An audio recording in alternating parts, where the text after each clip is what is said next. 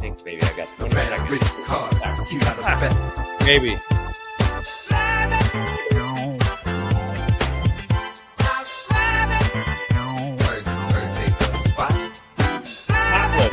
Topless break. SSP cards we've got.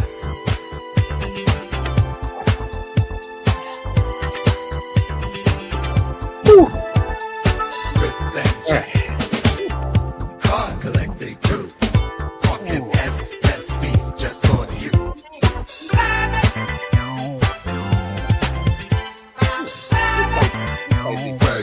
All right. Barely made it. Whew. All right, yeah, we got to give Jeff a chance to catch his breath. Whew. Yeah. Some crazy traffic out there in LA. Who would have thought?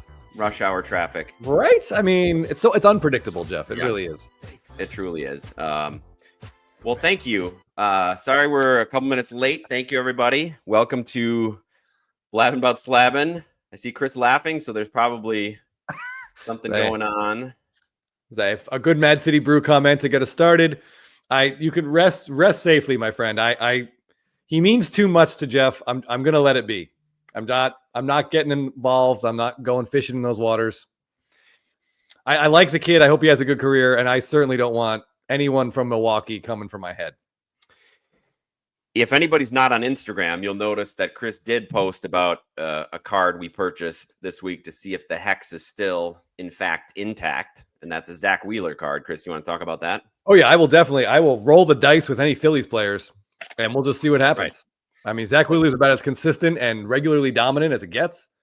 One of the first pitchers to go in fantasy, and I figured he's pretty undervalued, too. So we bought a nice card of his, and we'll see what happens. Yeah, the upside either way for you, right? Yep, upside either way. That's an excellent way of saying it. Vodka soda in my Braves tumbler. Yeah. I'm breathing like you just did triple.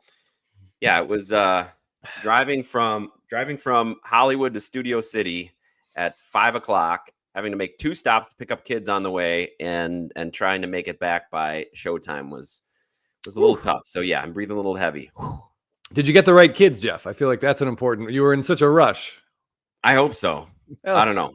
They're downstairs fending for themselves, so I hope they are. But before I stopped and got my daughter from her friend's house, and her friend is like, "Well, why can't she stay a little bit longer?"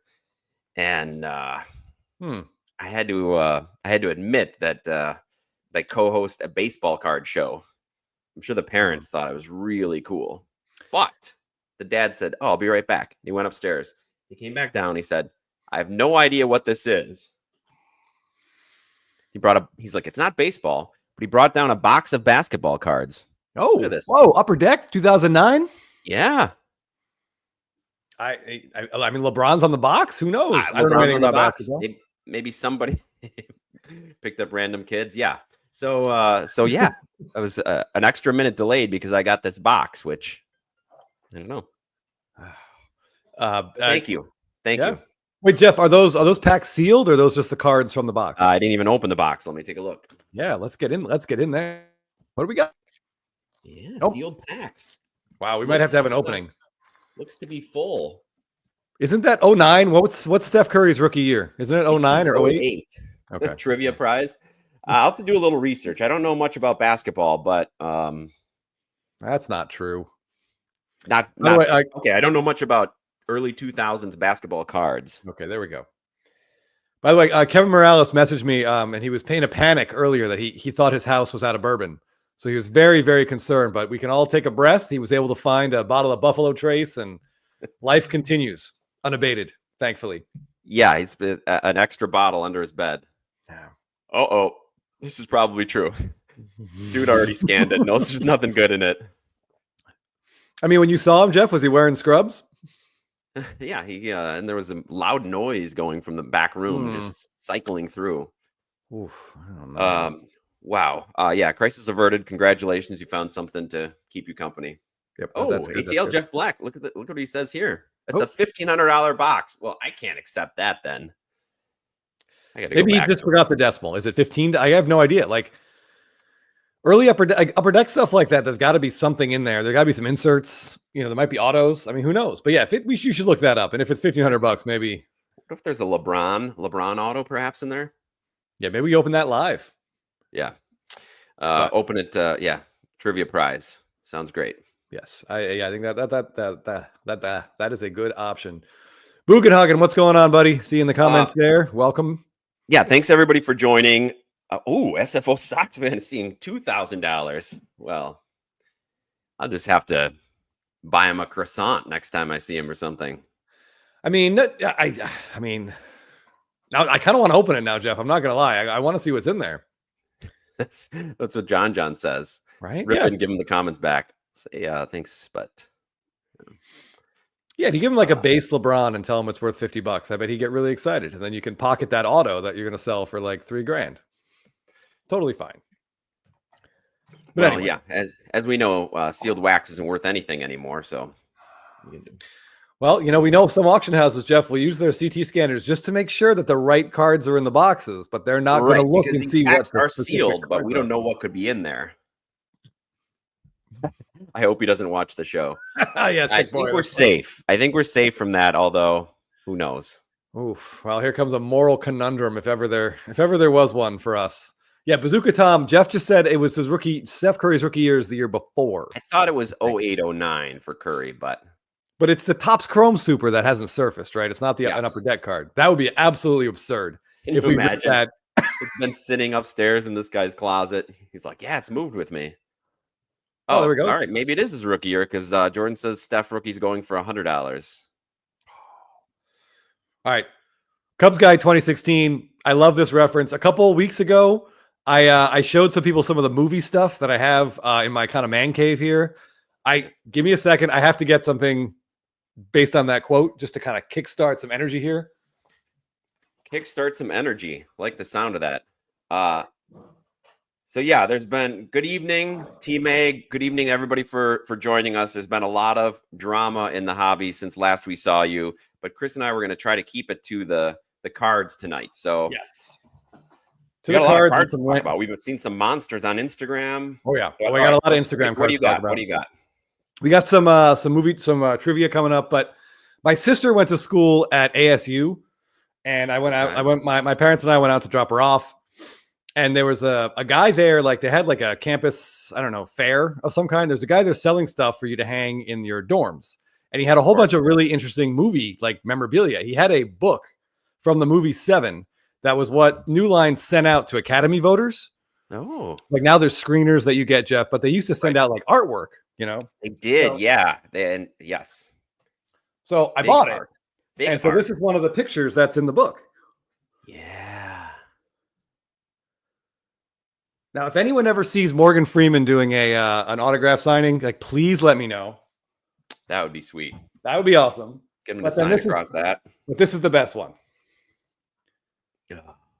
This is awesome. If you like this movie, movies from the 90s like John Doe. Yeah. You could argue this was the most like psychologically damaging scene of the decade. And yes, it belongs on a wall so I can look at it and think about it. Yeah. Yeah, there was a lot of talk about that screenplay, Chris, and how they were changing the ending. And Brad Pitt and Morgan Freeman fought tooth and nail with the director to keep that ending in there. The studio wanted Brad Pitt to rescue Gwyneth Paltrow at the end, but that would have been a different movie entirely. No, it would have been antithetic to the entire theme of the film. Yes, exactly. Curator of Cardboard, 100%. There's nothing more fun than watching that movie with someone who's never seen it and doesn't know anything about it. It is spectacular to watch the roller coaster that they go on. It's awesome. Absolutely. I watched it with my parents, actually, Jeff, a couple of years ago because they'd never seen it. They did not care for it. How did that go? Not well. My dad wants his movies to end with the neatest bow tied on there you could possibly imagine. My dad, too. Yeah. No, did not care for it. Congrats, Jeff Budenhagen, on the Churio gem. Oh, yeah. Brad Pitt's great in that movie. Michael Stone, on the back of mine. Rael's trying to gaslight Chris, I think. Wait, what's Royal Benjamin? Come on now. Don't play these games with me. John Johnson says Steph Curry's rookie year, Blake Griffin, James Harden. Yeah, there's something about it that says first edition. Look for one insert card in every pack, Chris.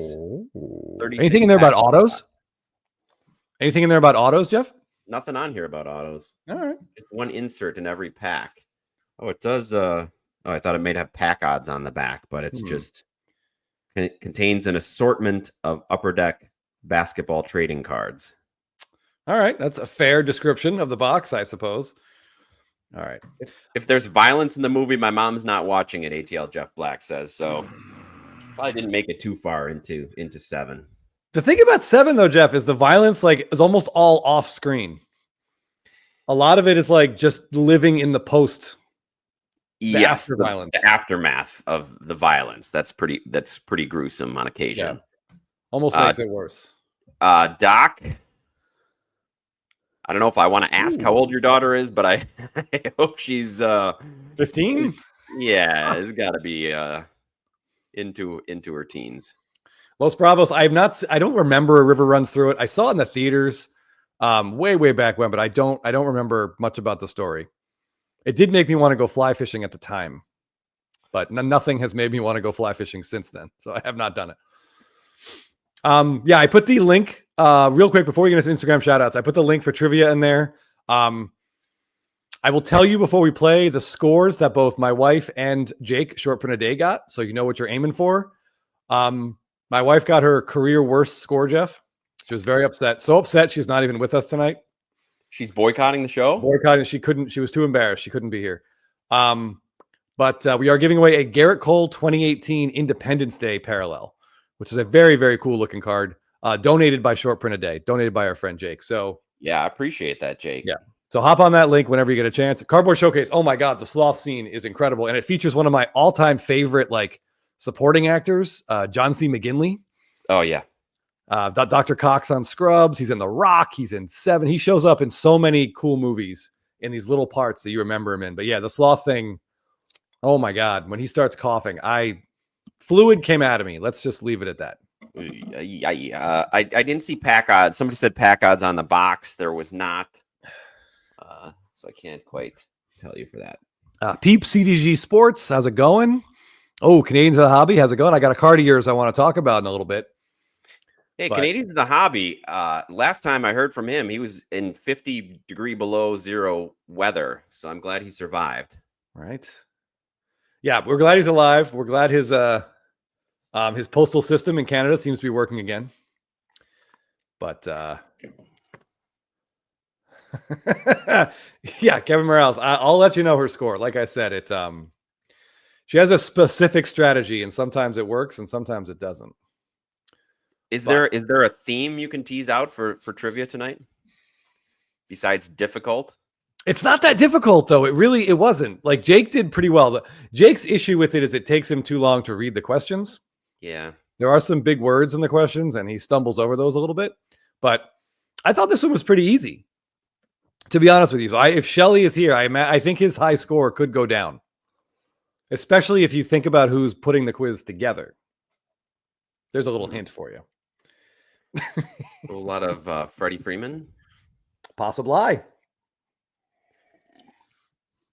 Okay. All right. There's a good CSI NCIS question in there, Jeff. If you want to grab that, I'm going to pull up the first card. Oh, Alan. Yes. Does Agent Dalton have any new appearances approaching in upcoming episodes? Thank you, Alan. I did not pay him to ask this question, Chris, but yes, this coming Monday, you get to see Agent Dalton's office, which is really very cool. So yes, so please tune in. You'll get to see Agent Dalton, and there's a brief scene. I got to act. That's when I got to act with the dog, Chris. Yes, the dog named Mufasa. Yes, so please check it out on CBS. Yes, I'm sure the human actors are great, but the dog actor absolutely kills it whenever he's on screen. And the last episode, they even talked about him, but we didn't get to see him. I thought that was a brutal tease, Jeff. Oh, he's talked about in almost every episode now. But yeah, he'll be in. He's got a really good scene in Monday's episode. Fantastic. All right, first up, Thick Boy Sports was just in the chat, so we're going to start with him. He posted a dual auto at a Stadium Club this week, and as you know, Jeff, I love a good dual auto. Sure do. we're going to be a little bit annoyed by, by Alan's GIF that he put in the comments there. I can't make it stop. It's just going to keep going. But this is at a Stadium Club this year. It's a co-signer with Bo Jackson and Bobby Witt Jr. Both on card. Both on card. I mean, two of the best Royals of all time. Both power speed guys. Very cool. So it's the 2024 Stadium Club? Yes, this year's, yeah. Yeah, if you remember, there was a Maddox Strider that I had said when Stadium Club comes out, like, someone please sell it to me. Like, please take advantage of me. And I don't have a copy of that card yet, Jeff. It's really a bummer. Have you seen it come up? I have seen a couple of them come up. Someone offered me a green parallel, and something about the green foil, it just looked weird to me. So I was waiting for a base, and one base came up, and I felt like the price was really high, and then I think someone on eBay just paid it. So I'm still waiting. Hopefully a copy will find its way to me. But it's really very, very cool. I love these co-signers. Love the fact that they're on card. They put teammates together. Cards and Crypto, thanks for joining. Really appreciate that. Chris, I want to get to the battery here because it sounded like there was an issue with the purchase last week that we missed, but now you bought them again. What's going on here? Yeah, you need to update us on this because when our stream was done, I walked into the house for my post-Blabbin chicken chunks, post-Blabbin chicken chunks, and I just got like shouted at because apparently Carlisle Rude put in the comments last week that he purchased that set of Braves Ultra SPs, and then the seller backed out, and I didn't see that in the comments, and my wife was texting me like on my phone to look at it, to like respond to like mention this, like, this is terrible. This poor guy got so screwed. You should say something about it.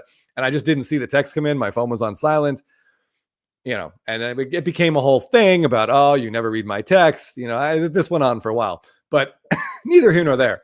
So, buddy, please keep us.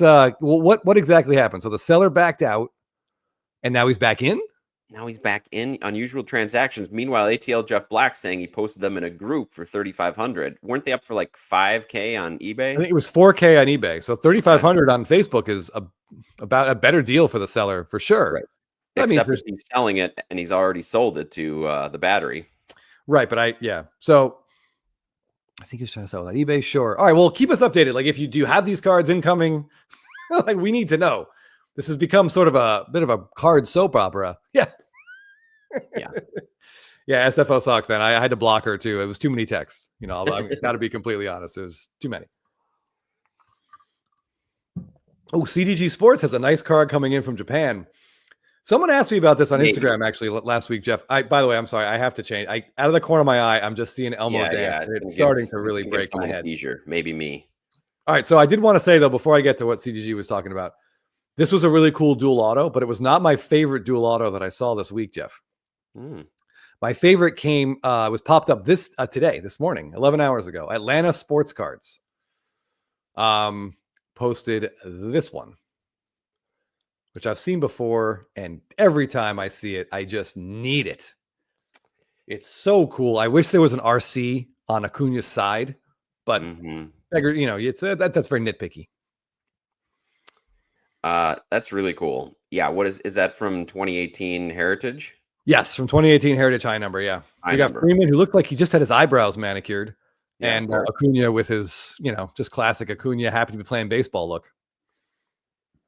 Very cool, number 25.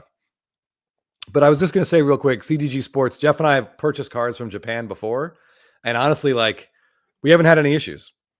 They either ship and then we get them and everything's great, or they don't ship for 2 weeks and you realize that the seller never existed in the first place. Yeah, that's what I was going to say. If it doesn't work out, it usually means they don't have the card. Okay. Wait, so Shelly's got this? Yeah, Shelly's got one of those too. Oh, yeah, Cardboard Showcase. It was in his, by the way, on YouTube, Cardboard Showcase ran through the top 100 cards of his collection. And if you really want to just like pour yourself a drink and question everything about what you're doing in this hobby, I highly recommend checking out that video. It's actually a pretty fun watch. There's some amazing cards in there. Yeah, that's a lot of work to put together. So kudos to you. Yeah.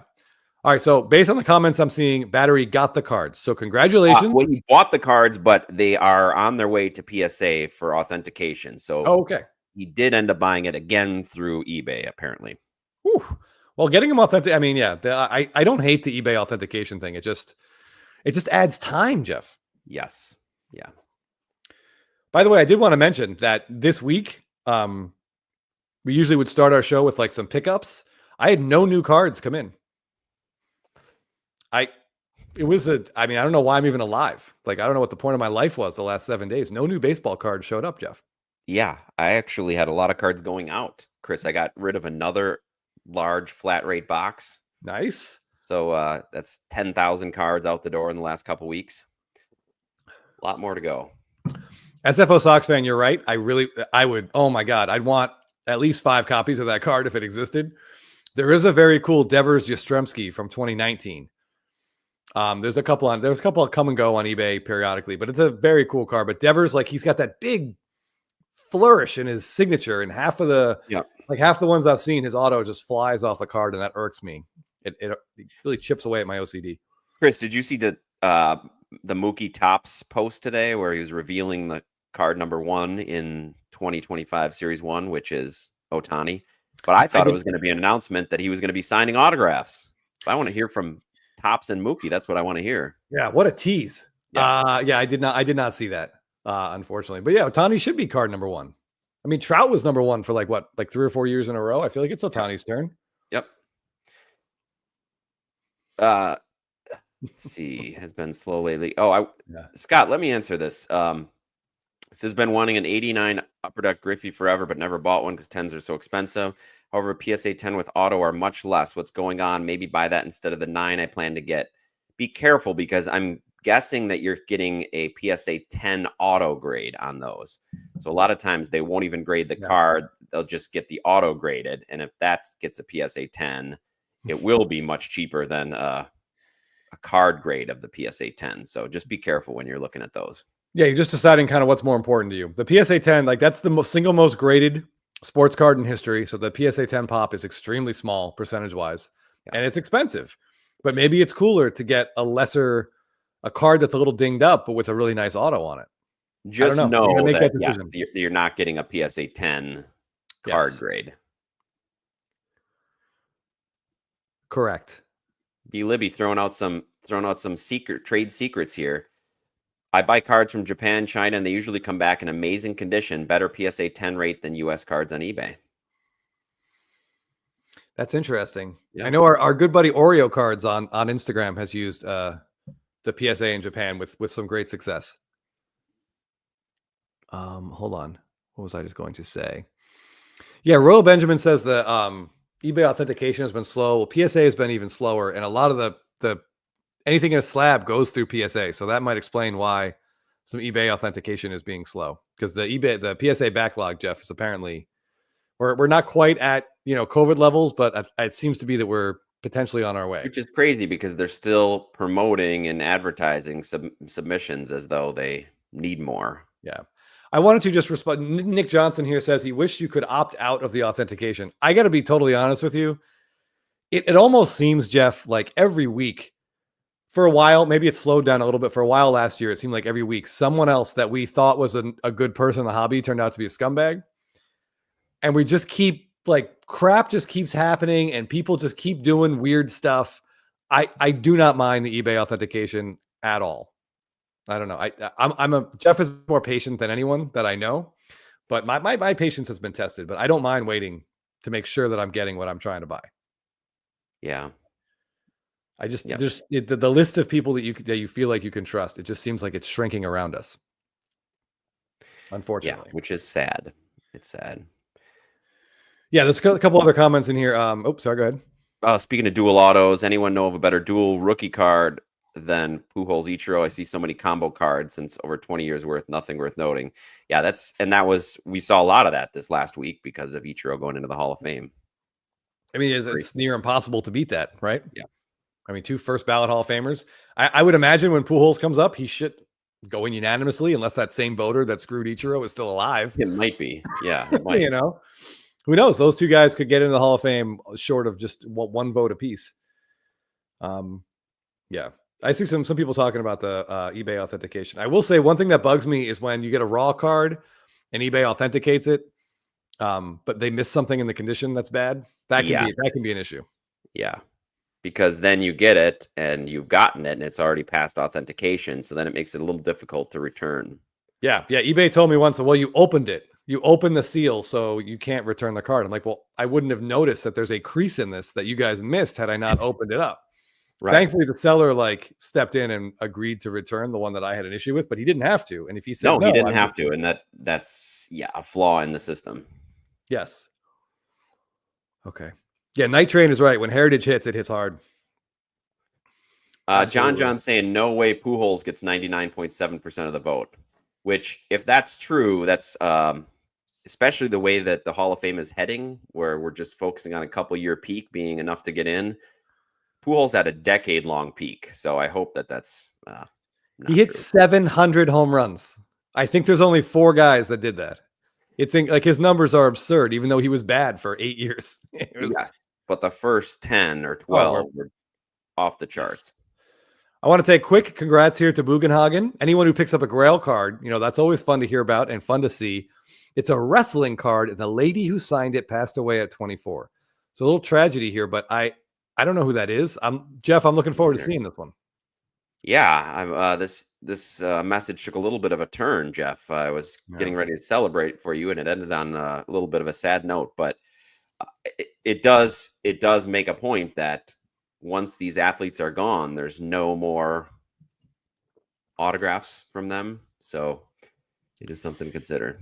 World Benjamin here. Congrats on your Michael Harris 1 of 1. What is it? I saw someone else ask. I'm a little behind in the comments. Maybe you answered, but I love to see what your Michael Harris 1 of 1 is. A 5-starter breaks. How's it going? Peeps. Jeff, I don't know if you saw this today. Obviously, you were extremely busy. You were running around doing your Hollywood thing, but a 2012 Raw Topps Black Ichiro Suzuki was up for bids, and it ended a little bit before the show. Over $350. Whoa. So people aren't sleeping on. I think maybe the opposite is happening. People are more interested in these because there won't be more of them. I don't know. Yeah, I can't tell if it's that there won't be any more or they just got so much attention when we were learning that they were going away that it's brought it into a lot of people's consciousness. Wow, how was the condition on that? Just judging from the fact that it was raw and how we know how most black parallels are, it probably is a little rough. It looked like it was probably an 8. Yeah. Oh, well, all right. 8's about. I didn't see anything terrible, Royal Benjamin, this Nike swoosh card looks awesome. Please post that. I don't know what your Instagram handle is. I'm not sure if we may follow you under a different name. But please let us know. I'd love to see that.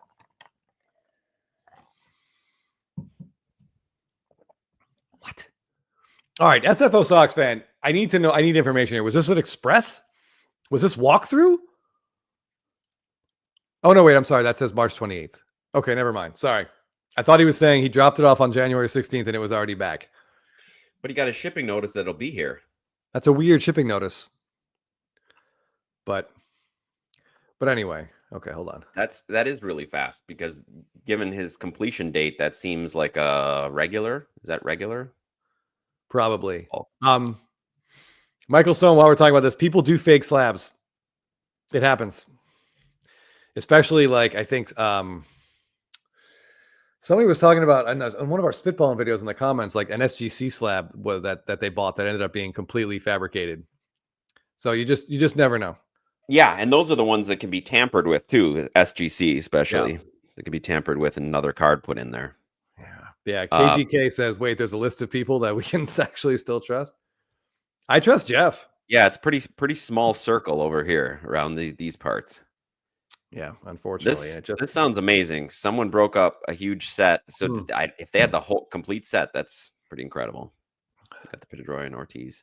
Yeah, okay. All right, I'm missing a lot of comments here. All right, well, okay. All right, well, all right, Jeff, catch us up. I'm going to the next card. Yep. Okay, we talked last week about Topps Black and White. Yes. A lot. And 2 cards popped up in the last couple of days that I just wanted to show up or wanted to show again. Look at this Bryce Harper card. How cool is that? It irritates me because I'm pretty sure, Jeff, you just homered off a Braves pitcher, but still that's a cool card. The Golden Hour one that we talked at length about, right? Golden Hour insert set. Yeah, numbered out of 50. Again, looking at that, the only thing I hate is that the B&W looks cartoonish. It does a little bit. Yeah. Yeah. And they should put the numbering on the back, but that's neither here nor there. Good point. Yeah. Throw this. And this looks like a Stadium Club card to me. Throw this in Stadium Club. Throw this in Stadium Club. Give us an on-card auto. I mean, this is a badass card. I'm wondering if this is around. It's 2024. So I don't know. This wouldn't be his home run against the Phillies, but surely he hit a couple bombs against the Braves in 2023 that this could be an image from. But just these cards look great. Oh, sorry. That one came from AB8 Hobbies. Oh, yeah. And then this one from Tom Lack Cards is a Rafael Devers. Oh, I like the background too. Nice work. Nice posting work. Yes. Yeah. This looks great. But yeah, so it's I don't know if this is a parallel or the color parallel somebody was telling us about. There you go. So the background's in black and white and the player is in color. Very cool. Yeah, we got to look at those. We got to look at those next time. Yeah, this just reeks of this looks like a Stadium Club card to me. I feel like I'm kind of beating a dead horse here, but that's definitely how it feels.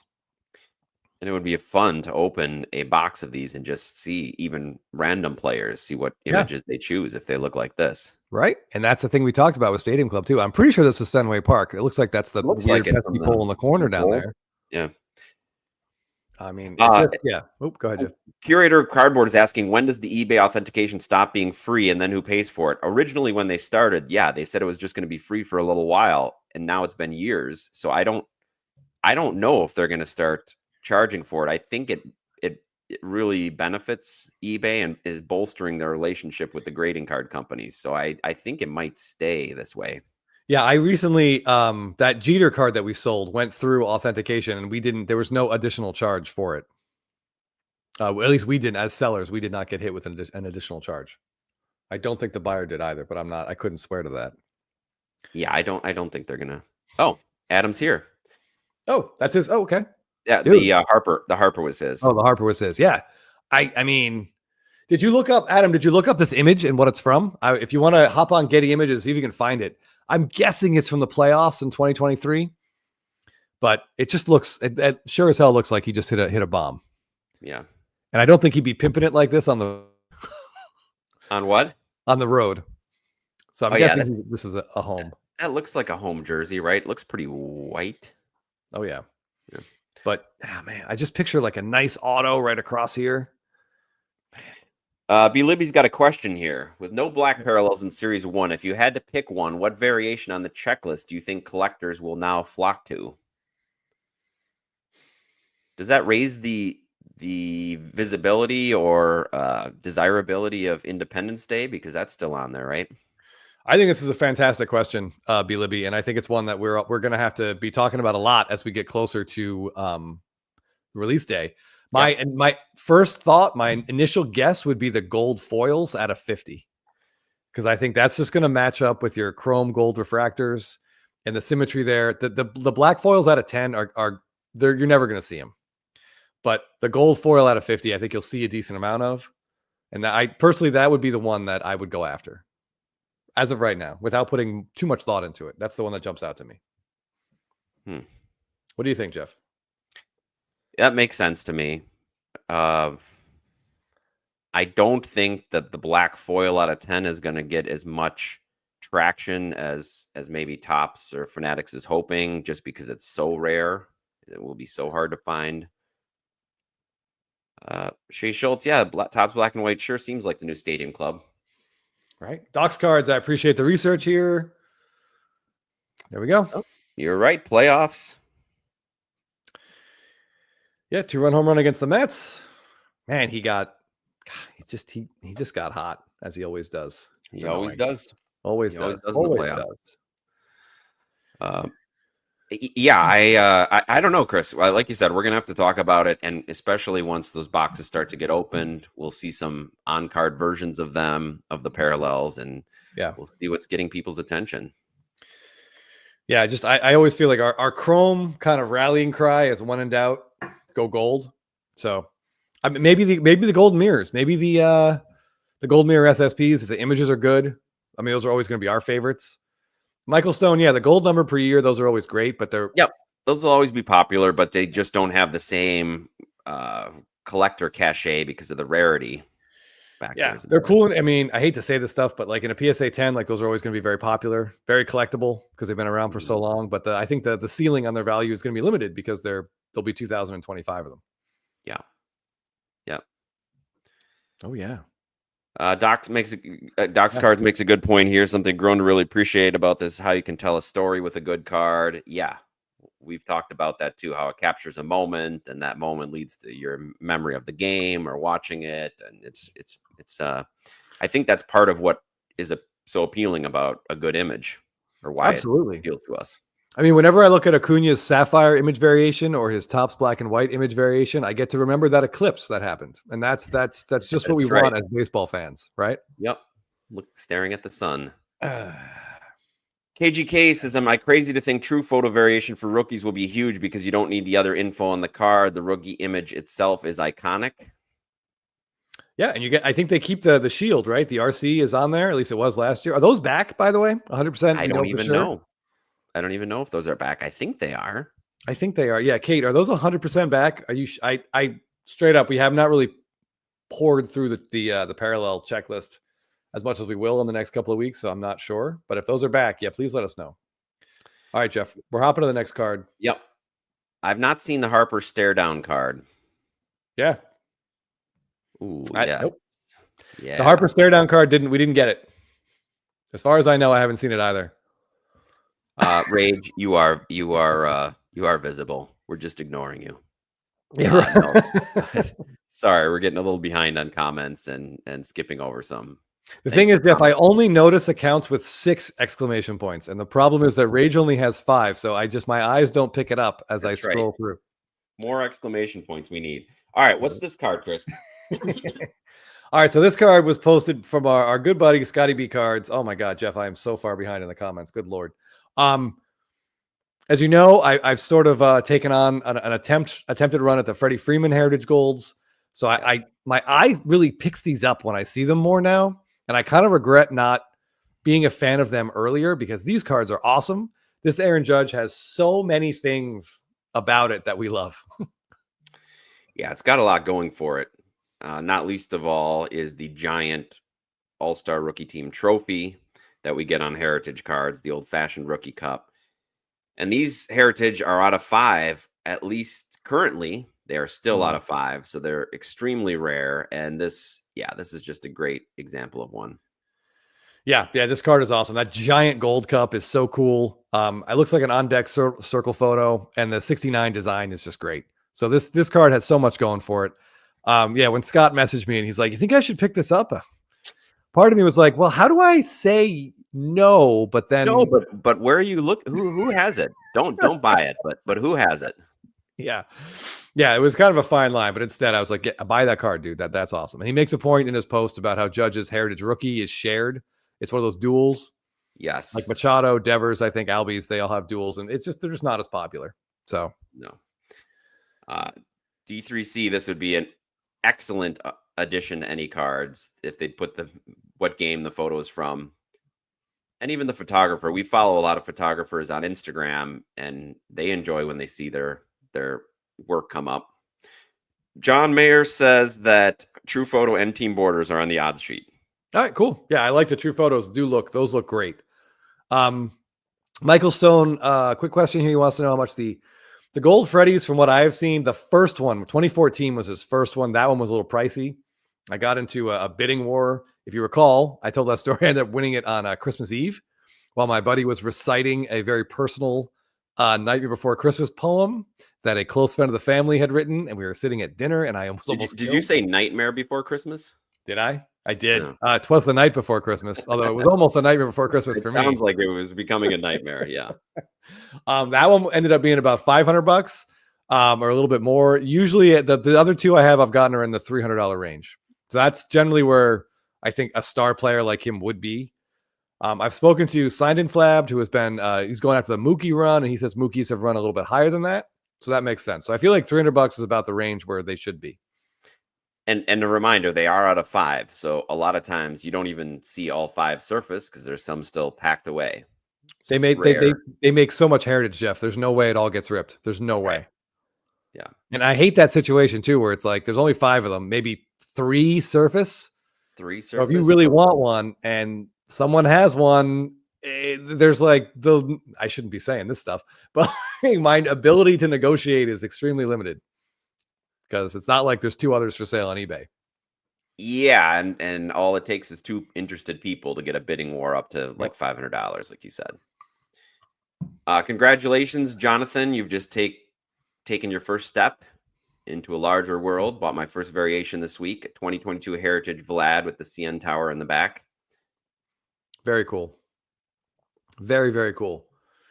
I don't know. Do you guys think Vlad's going to extend or do you think he's gone? I'm curious what you guys in the chat would say. John, yes, those are for Raws. I don't think there's really any graded anywhere. These Heritage Golds, I mean, a 9 to me seems incredible.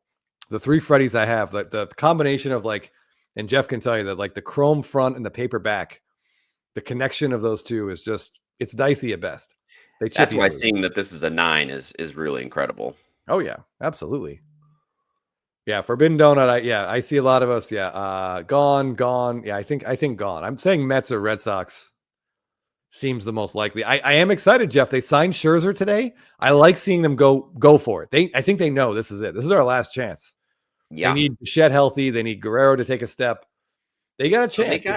They've despite the guys that they missed on, they have made some pretty big moves. So it was nice to see, like you said, spend on Scherzer. They've got Santander. Yep. Yeah, they're in a pretty good spot. I mean, the American League is more open than the National League. I almost feel like the National League, if its season started today, I feel like you could, barring catastrophe, I feel like we could say pretty closely who the 6 playoff teams are going to be. And even the AL East, Chris, I look forward to when we do our MLB predictions because that whole division, it would not surprise me if any one of 5 teams won the division. Totally agree. Anything could go. I did want to hit this. I saw that D3C Sports Cards, he and Battery were talking about some Riley here. There was a Riley's 2023 Golden Mirror SSP is in Series 2. So is Matt Olson's. There's a bunch of, I think Machado is in Series 2. They held back a couple big names last year, 2 years ago now in Series 2. Not much of 2023 Series 2 seems like it was opened, Jeff. So like the pops are tiny. A PSA 3 Austin Riley, a PSA 10 of Austin Riley, which is a pop 3, popped up on eBay for bids. They went for like $250. Wow. That seems like a lot for an Austin Riley card. The image is cool, but man, Series 2 is definitely an interesting place to go. If there's a superstar that's not in 1, if they're in 2, some of that stuff is going to be real hard to find. Chris, do you know what True Photos? Did we ever get a print run on those? I think the approximations were around like 100. 100, yeah. 100 give or take, but I mean it's very, not specific. Yeah.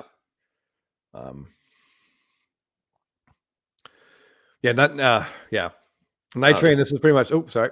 This is a great call. I still think the shadow behind Judge's head looks like a mullet from a distance. Now I'm not going to get that out of my mind. I like it. It's very Bichette-esque since we were just talking about Bichette. Yeah. Night Train was just saying that I guess Guerrero said no talks after spring training, which I get. You don't want to be distracted during the season. It's either by opening day, or it's not happening. He put that deadline down. It's like I can see it both ways for him. If he stays, he has a real good shot at being the greatest Blue Jay ever. But how much October opportunity is he going to get? Does he want to, play in Canada for his entire career? The jump. Yeah, there's something about that. The visibility factor too. Yeah. This is pretty funny, Chris. Curator says, Teapot, if you're here, we need to see a market movers chart showing each of the cards releases talked about and the spikes driven by Blabbin Live. And then a similar comment. I've seen cards go mid-show on eBay, which happened when the Battery bought that. That's why we need to have the affiliate link so you can click through here and we get our 4 cents on every sale. I mean, and also Jeff and I have tried to buy cards mid-show and failed miserably a couple of times, which is or we just try to we talk about a card and pump it up and then realize how much we actually like it. So by the time we go to buy it, it's already been pumped up and then it's it's a little tough to pay. Right. Okay. A couple comments I want to hit real quick before we go to the next card. B. Libby says, what's the best SSP out of Topps in 2024? Oddly enough, Jeff and I put out a video about this. I would say, yeah, you should check that out. The Aaron Judge is great. The Churio, the Merrill is probably the best rookie one, I think. We did get a lot of heat for not mentioning Ellie De La Cruz with his Viking helmet and that club that looks like it's just there to just beat people. That is a pretty awesome card. We didn't mention it because he's got like 4 other image variations with the Viking helmet. So they sort of, unfortunately, unique. Beat it to death a little bit. There's a great Trident, Julio Rodriguez SSP, but sort of the same thing. We're getting beat over the head with that, unfortunately. There's some great no-name ones that we mentioned too at the end of that video too. There are some great. I think the Aaron Judge may end up being the one that sort of, for the non-rookies, that might be the one that kind of withstands the test of time. People might grow to want that one more and more. Very cool. I want to get to this Blue Jay question, but I have to first. Will's asks about Soto, and we did see was that Teapot that was talking about? Somebody was talking about Soto. It was our buddy Ephus pitch. Oh, Bill. Okay. Yeah. There was a lot of talk about how his cards would tank leaving the Yankees, but there does seem to be either some Mets fans or some Soto fans that the tanking isn't going quite as some might have expected. Yeah, I don't know if that number is true. I know that the chart that we saw was his Topps Chrome Update Refractor, the one numbered out of 250 and a PSA 10. It's up about 30%. A very specific card. It's one specific card and probably 3 sales. So, I mean, I don't know. I honestly don't know. I think, Jeff, actually, you sold a Soto recently, didn't you? I did. I sold his first Bowman auto, a purple out of 250. I sold and actually got my ask on eBay, which was nice. So yeah, I did do that. It's possible. Maybe he is. Certainly there's a lot of Mets fans out there. All right, so we have a couple people in the comments now want to know who's the best Blue Jay player ever. That's what I was going to get to. Okay. SFO Sox fan, yeah, I think the Soto's Yankee cards are not seeing the bump; they are seeing the crash. Yeah, but his rookies are the ones that are in demand. Yeah, that cool Stadium Club SSP where he's kind of signaling to the bleacher guys during the roll call, like that was up to like 180 or 170 before the signing, and it's under $100 now. It's just, yeah, it is what it is, unfortunately.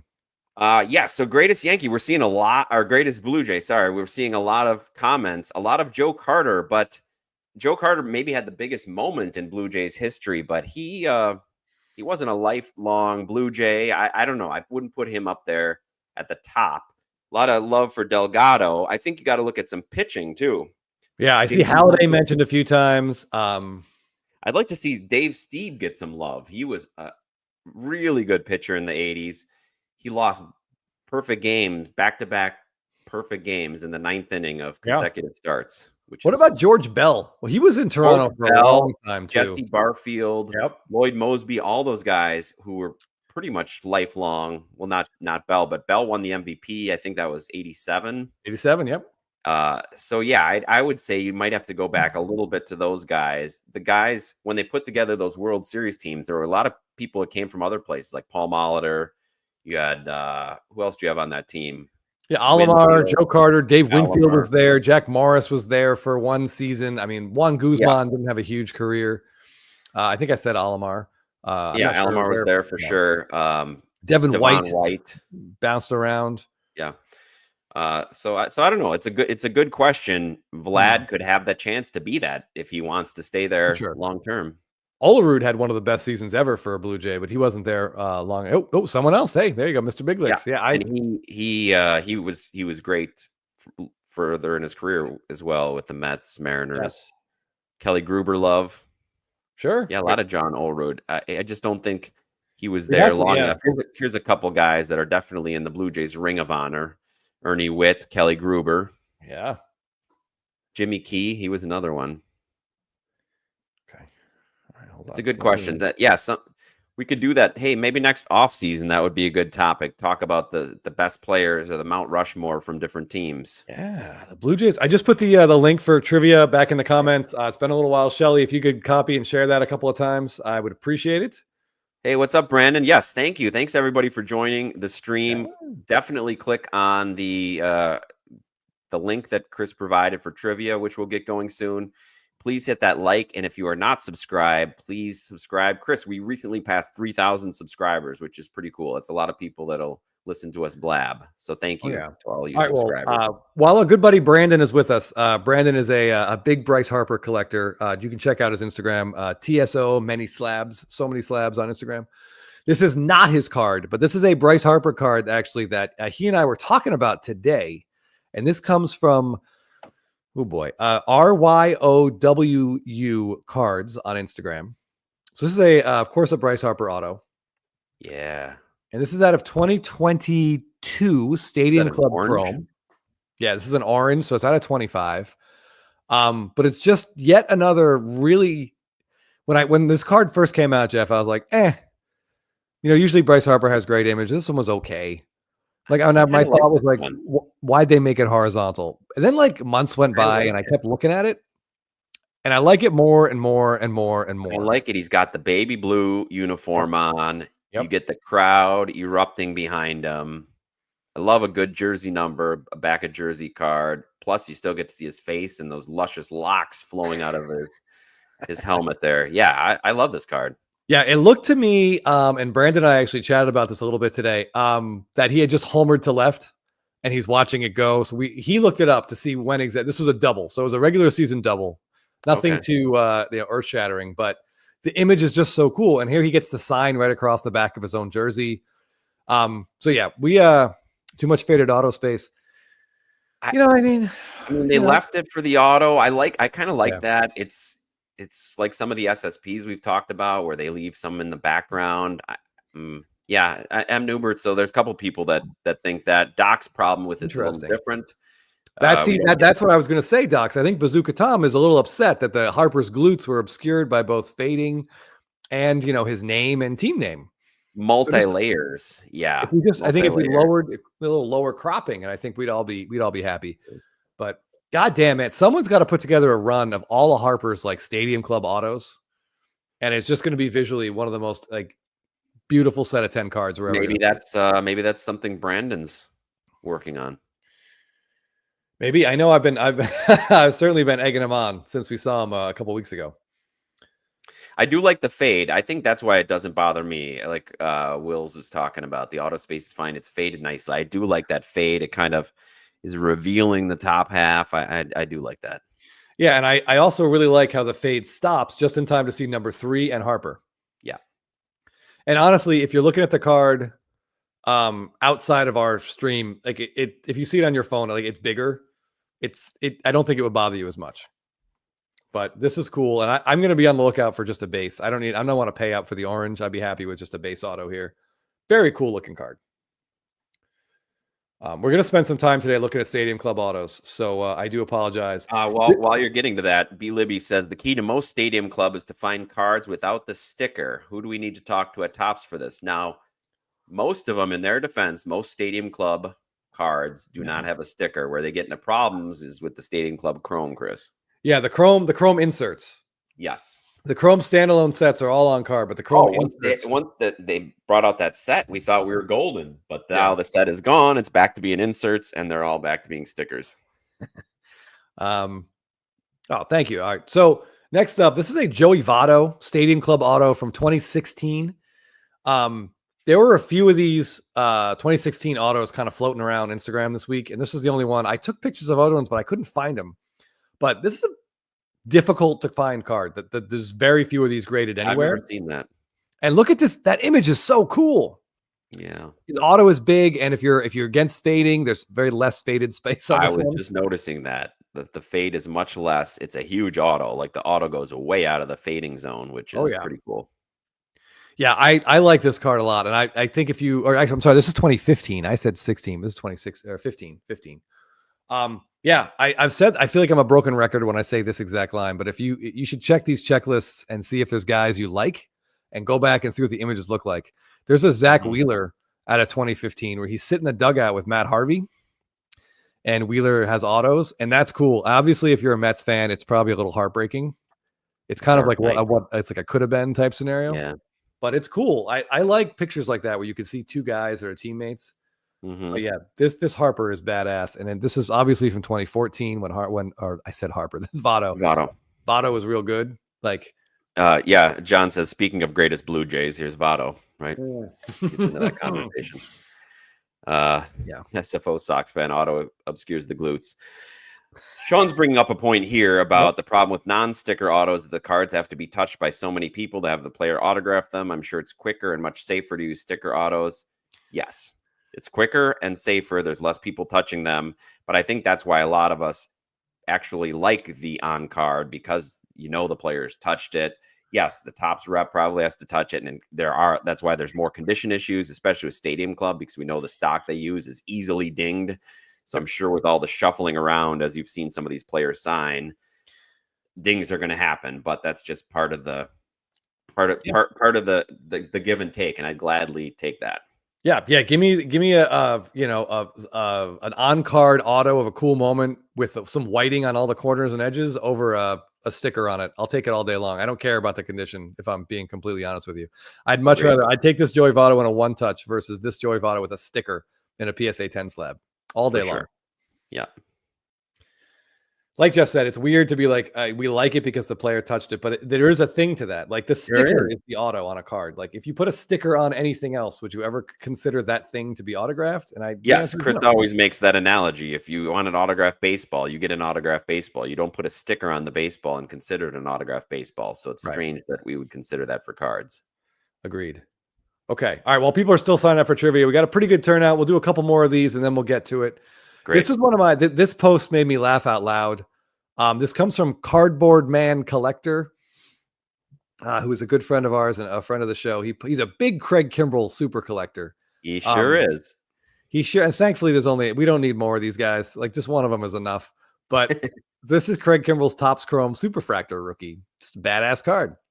And he singles me out in his description there. But I do like this card, Jeff. I enjoyed watching Kimbrell pitch for the Braves back then. It was great. He was pretty dominant.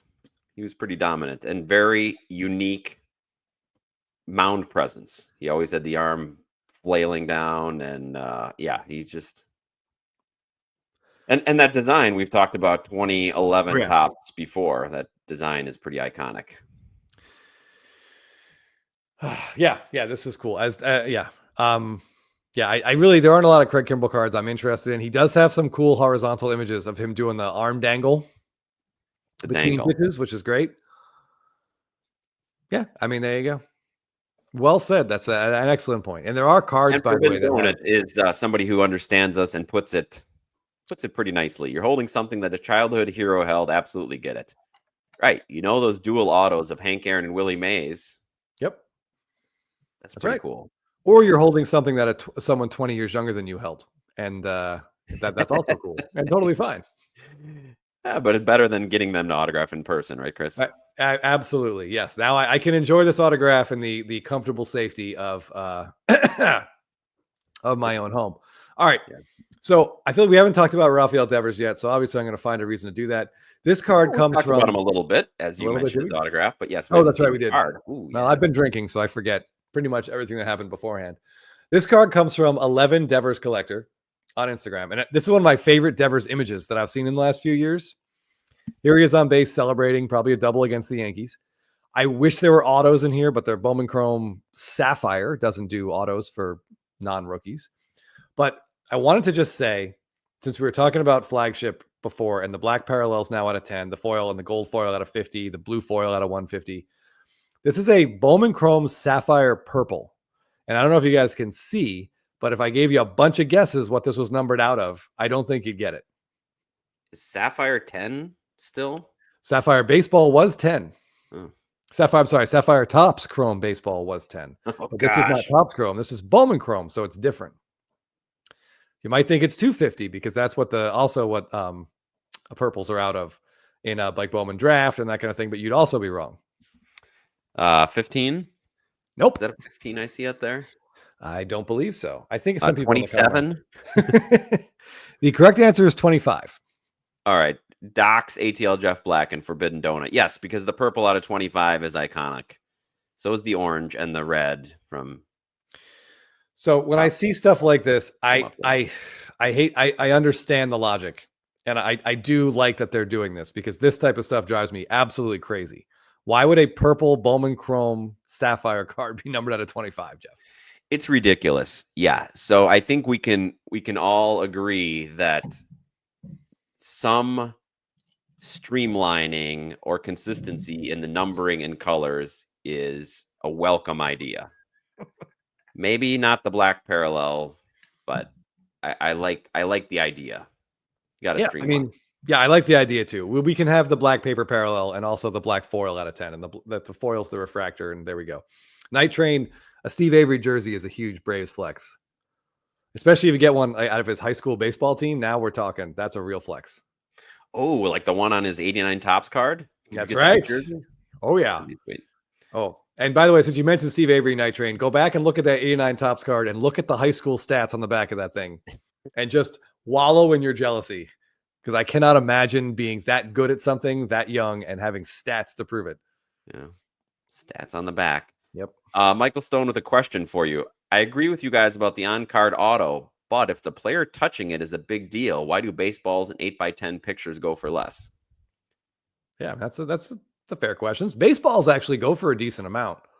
Baseballs go for a decent amount, but there's one thing about being pack pulled is a big thing because card collecting has a longer history, and the pack pulling nature of an autograph is a big thing. Also, storage is a huge thing. Yeah, there's just like, I think cards and photos are like two separate types of collectors as well. Yeah. So probably more people are interested in cards than photos. And I think it depends on the photo itself as well, much like it would depend. That doesn't look orange. It's a great point. Professor says, doesn't it depend on year or two with Bowman? Some years out of 10, others out of 25. I thought it was out of 10. Chris said Topps Sapphire is or was out of 10. Yes. Probably not anymore with the black. I think the black is now out of 10, but it used to be like the Bobby Witt Jr. Purple Topps Chrome Sapphire Auto is out of 10. Whew, that's a lot of words. Yes. And a lot of explaining. It does look like the dance from Beetlejuice. By the way, you guys all seen Beetlejuice 2? Did we need that? Did that need to get made? Did that Well, did you see it? Was it worth? We did. We did see it. And then it was over. And you tell us, did it need to be made? It was over, and we never talked about it. It wasn't terrible.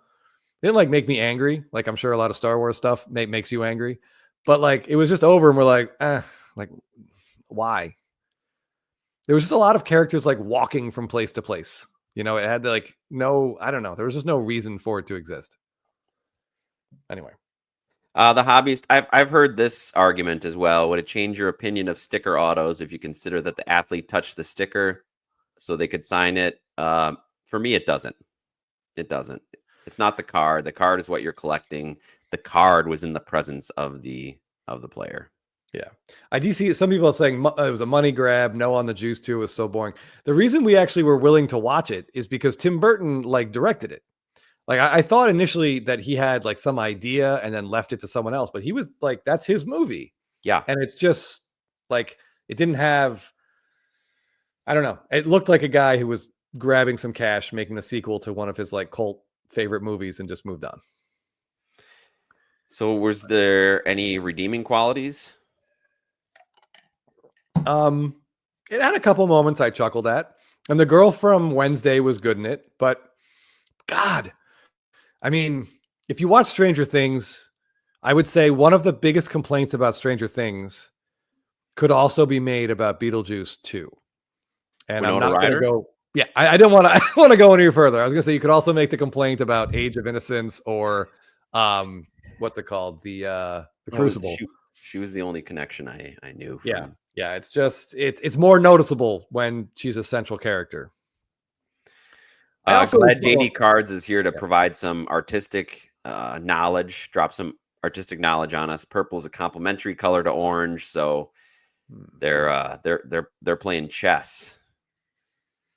It's interesting. Bowman a complimentary set to Topps. This is the kind of statement that makes sense in some ways, but when a first Bowman Chrome Auto is a player's best card, it's I don't know. All right, Heathers is great, by the way. Yeah, fantastic. And probably Winona Ryder's best movie. Big Fish is great too. Love Big Fish is that's a great Tim Burton movie. I'm trying to think other Winona Ryder movies, but oh my god, I watched like 20 minutes of Bram Stoker's Dracula the other day. Oh, does that hold up? No, it does not. You got Winona Ryder in there and Keanu Reeves attempting a British accent, which I remember at the time, people like every entertainment magazine I read was like, how was this allowed to happen? Like, I know, Francis Ford Coppola was just in his trailer banging his head against the wall every single day. Like the studio forced him to put him in there and he had to deal with it. But Gary Oldman's great, as Gary Oldman's always great, but goddamn, that's a slow movie. Yeah, Forbidden Donuts. Gary Oldman's the only good part of it. Yeah. Phil, no chance Jeff ever opens that. Are you talking about my newest acquisition? Are you talking about this, Phil?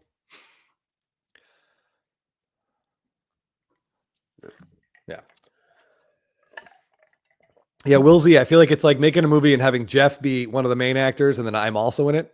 And you would just be a great movie. You would just notice, like, well, wait a minute, one of these guys is an absolute train wreck. All right, we're gonna start trivia in about 5 or 10 minutes, or 5 minutes. We'll say at 7:15. We're gonna run it. I see Filmington is here. Filmington, sign up for trivia so I can use you as a measuring stick to how difficult. Get in there, Phil. Get in there, Phil. Please get in there. The link is in. I'll throw the link in there one more time. Oh, this box. I was told by somebody much smarter about wax than me on Spitballing Cards not to open this. No? So I don't think I will. Did he tell you to sell it though? Yeah, to him. Ah, interesting. Gotta wait for Teapot. I haven't seen Teapot. I don't think he's joining us. Mookie Chilson with an excellent Beetlejuice reference. Filmington shows up when you say his name 3 times. Oh. Shilmington is in. Shilmington is in. All right, here we go. Yeah, Filmington, maybe we can make a trade. I can pick up some Pokemon goodness from you for a 50-50. Okay. All right, so it's 7:11. So at 7:15 exactly my time, 10:15 Eastern time, I'm going to we'll start the trivia. We'll start the experience, as it were. We got a good number of players in there. I'm excited for these scores, Jeff, because I thought I made this one pretty easy. Yes, and then M. Parsons decided to boycott the broadcast. So she was so embarrassed by her score. She didn't want to be seen tonight. We've all been there. Yep. Speaking of embarrassed by scores, while we've got 3 minutes, Jeff and I had our championship softball game last night. And for the first time in like 2 years, our team was mercied. It was absolutely brutal. We were down 14-0 after 2, and it was embarrassing. 14-1, Chris. Don't forget about that one. That's right. That one oh my God. We got a runner at second with no one out because of 2 errors. And then I hit a crap ground ball to the right side again to third. And then Jeff hit a chopper to short. Score the run. It was skillful. You moved him over. You hit it to the right side to move the runner over. It was so embarrassing. Oh my God. The worst part about it is that team we beat 3 times during the regular season. Yep. Yeah. Yep. Oh yeah. Yeah. They scored more runs in the first inning, I think, than they did the last 2 times we played them. Yeah. But hey, you're playing small ball, Doc. Like playing small ball down by 14 or 11. Yeah. Yeah. You tack on when you get it. It's just terrible. Just absolutely terrible. But that's what bourbon is for. Yep. Oh, but don't worry, we've got a long time until April to think about that one. Yeah, we do. That's all right though. It's just all right. Actually, here we go. Real quick, we got 2 minutes before trivia. I want to talk about this card from Canadians of the Hobby. If he's still with us, sometimes. I don't know if you guys saw one of my favorite highlights I've seen this offseason was Junior Caminero hitting a home run at the top of the 9th to win the Caribbean World Series or Caribbean Series. Yeah, you can say a lot, but those guys know how to celebrate. And you can see it matters to them. How important. Like, first of all, it was an absolute, 450-foot bomb? Monster. Yeah, an absolute, just crushed. And it took a minute to get around the bases, I believe, was the time that I saw. Yeah, there was there was no hurrying around the bases. Yeah, right. All right, Phil, I appreciate that. He just came Yep. from Backyard Breaks, TCG stream. Might be rusty with the trivia. Oh my goodness. All right, well, I Maybe enjoyed this pitches. Let's talk to Steven about that. Yeah, I don't know. Well, here comes something underhand, and here it is. But There Junior Caminero, by the way, is he's going to be a real hot pick in fantasy drafts this year. And I think if you're looking for, he's got a ton of autos. I like his Topps black card, Jeff. Very classic looking rookie here. Yeah, I think Filmington bought everything up already, but if there's anything left out there, you might be able to. I didn't realize that it was the top of the ninth, Chris. I didn't realize that. It was not a walk-off. No. And his whole team came out. He celebrated at every base. Yeah. And the fact that you don't know, or that you know for sure that he's not going to be drilled next time he sees that guy, just because it's part of the game. Yeah, it's like, okay, whatever. That's fine. Right. Yeah. Yeah, I like that. It's a very fun highlight to watch. If you guys haven't seen it, I highly recommend it. Yeah. Yeah. Oh, yeah. Rage. I love this nickname. I'm expecting really big things out of him. Last year was the breakout. It was happening, and then his shoulder got messed up, and he couldn't swing the bat. It was sad. I just wish they'd just IL'd him in July and let it be, but they were in contention. And I think a dinged up Devers is better than most healthy people in the box, Jeff. Agreed. Okay. I hope he stays healthy. I hope we get 150 games. There was a lot of talk about Acuna, right? Playing year round, playing winter ball. So yes, if any big player does get hurt, that always comes up as an issue, and rightly so. Yeah, I don't think Acuna didn't get hurt. I think he was just tired. And I certainly don't think the Braves are going to let him do that again. But okay. All right. It's 7:15. Here we go. All right. Everyone just take a breath. Yes, John. Exactly. Here we go. All right. Now I have a lot of buttons I have to push here, Jeff. So bear with me for a moment to make sure that I get this to the point where you can read the read the first question. We can. You gotta be able to read the first question. All right, so here we go. All right. I'm gonna start, and let's see. We have guys, we got 66 people in there. This is gonna be heated. This is gonna be intense. All right. And we'll all find out what Chris deems as easy. Right. Here we go. All right. This one. We got 10 seconds. All right, everybody. Take a deep breath. Get ready to pound those keys. Remember, the faster you answer correctly, the better it is. And remember who put this together. Who is the active leader in RBIs? A, Paul Goldschmidt. B, Giancarlo Stanton. C, Mike Trout. Or D, Freddie Freeman. Who is the active leader in runs batted in? All right. Well, after the last thing Chris said, let's see what happens in this. Oh, pretty even split. Pretty split all the way across. Really? Okay. 17 people got it right. They took Chris's last second hint, and Rippin' Dodgers is in first. Yep. What MLB star is on the cover of Topps 2025 Series 1 hobby boxes? Is it Aaron Judge, Shohei Ohtani, Freddie Freeman, or Bobby Witt Jr.? Who is the cover boy? Good current events question here, Jeff. Yeah, current events. Love it. Okay, 80% went with Aaron Judge. You remember the video where they revealed it. Very good. Very good. Very good. Good job, everybody. Turtle back on top. Someone take him down. Just kidding, buddy. What year are Kyle Tucker's first Bowman Chrome autos? 2013, 2014, 2015, or 2016? First Bowman Chrome autos. Interesting buy this offseason, maybe. Ooh, pretty even split amongst the last three answers. The correct answer is 2015. Congratulations to 18 of you. All right, I see Libby, you got to be in the game for your scores to count. Oh yeah. How old was the person who pulled the Paul Skeens MLB debut patch? Allegedly 8, 11, 15, 31. I refuse to put allegedly in there. I'm insisting this is a real thing. Wow. 96%. I think that's the highest we've ever had. Another current events question. Congratulations. So oh, right, Doc is on fire. Doc on top. All right. Question 5. Which perennial all-star third baseman has no prospect autos? Is it Jose Ramirez, Rafael Devers, Manny Machado, or Austin Riley? We've talked about this a lot here and on Spitballin'. This player does not have prospect autos. Okay.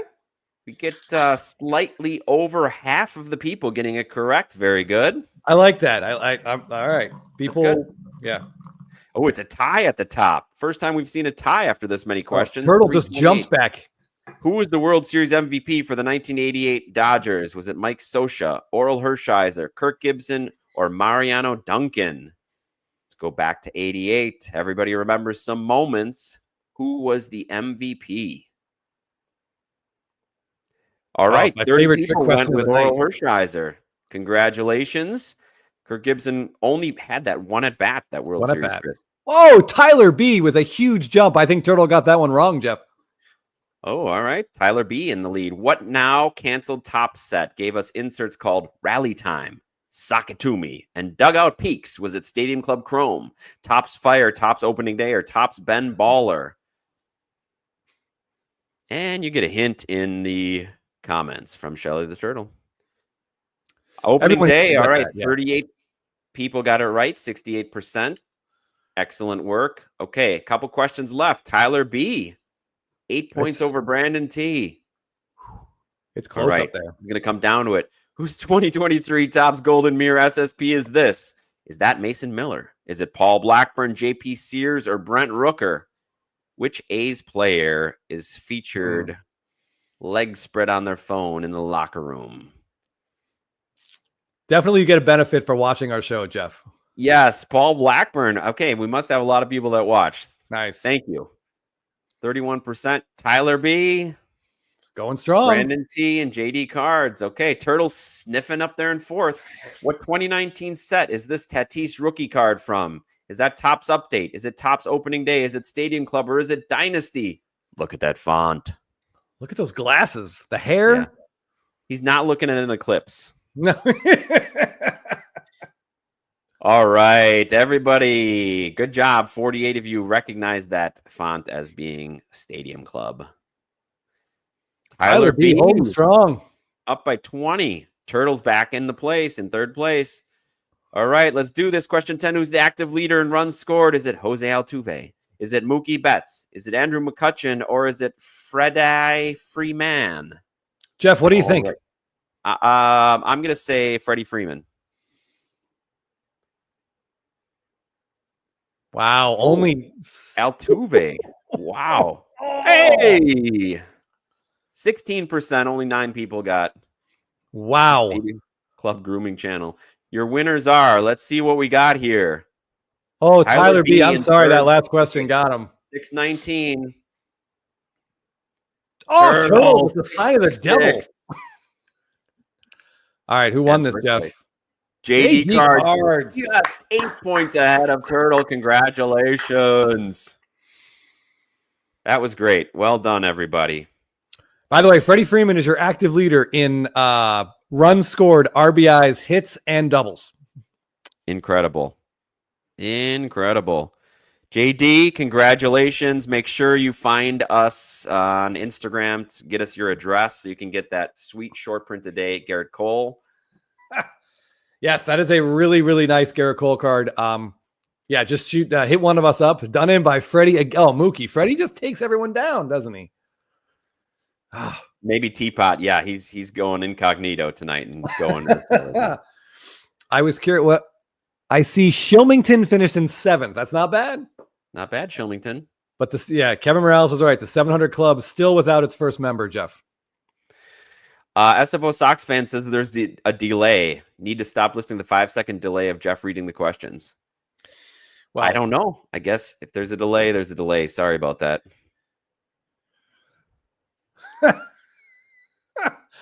I mean, I was so excited to bookend with that because I figured that no one would ever think Freeman's got more RBIs than like Trout or Goldschmidt or even like McCutchen, one of those, or Stanton. And I figured for runs scored, I'm like, everyone's going to say it's Altuve or Betts. But nope, it's Mr. Consistent. Yep. Mr. Consistent. Well done, everybody. That was good trivia. Yeah, in the 88 World Series, 88 Oral Hershiser was dominant that entire season.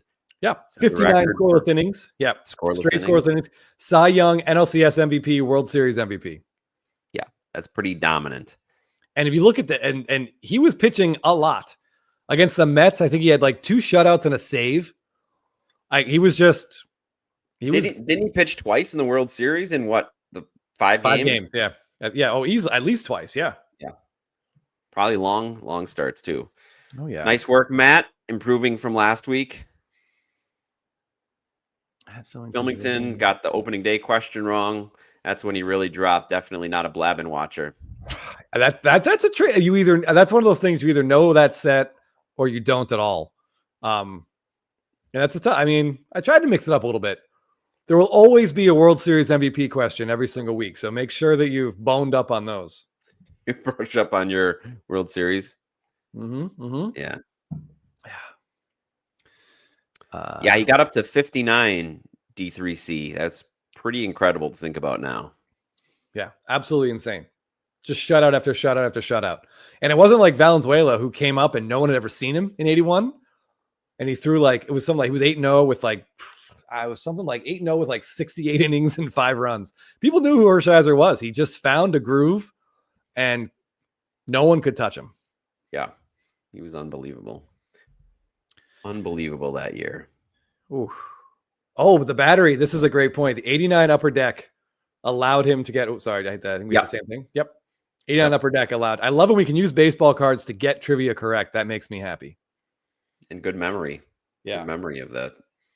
There was my wife and I watch Jeopardy all the time. And there was, it doesn't matter what the questions were, but there was a run in Double Jeopardy where I got 6 consecutive questions right because of The Simpsons.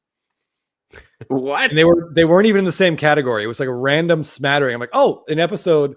And it got to the point where like after 6, we were both waiting for question 7 to see if we could tie the 7th question into a Simpsons episode. And unfortunately, it was about it was some sort of astronomy question, which didn't work out. But it was a really fun run. Like after 4, we're like, oh my God, 5. The book, Everything I Need to Know I Learned in Kindergarten or something. And then there was this takeoff of all that and posters, like Everything I Needed to Know I Learned from Star Wars. Sounds like everything you needed to know you learned from The Simpsons. Absolutely. Or at least that's what my brain thinks, because it's a really big chunk of my memory. Yeah. All right. I'm going to close this again. JD Cards, congratulations. Boy, Turtle only lost by 8. I really think he practices these types of quizzes so he doesn't panic. Well, he sure shows some resilience. He fought his way back up into the top 4, top 3, top 2, and he's right there. A lot of talk about Fastball, the documentary. It's on YouTube and it was on Netflix. I have not seen it, but sounds like it's worth watching. For Forbidden Donut, I can't tell you one, but I would say anything from 3 to 10 there's very few misses in there. And I don't know, you let me know. What season do you think is? Oh, Sporkle is great. Jeff and I have done a lot of Sporkle in there. If you guys are unfamiliar, there's a website called sporkle.com. It's not Sporackle that Shelley wrote. It's Sporkle, Sporcle, I think. Now that I've corrected him, I'm probably wrong.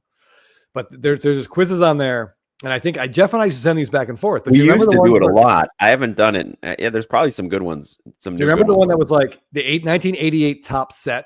You have to name everyone in there that's a Hall of Famer. And it gave you the team and the position. And I was ripping my hair out because you forget some of these guys where they finished. Yes. And those are really fun. Yeah. Yeah, it's Sporkle. Yeah. We're talking. Yeah, Montreal is probably, I think it's got to be like 7 through 10, somewhere in there. Just you can't miss.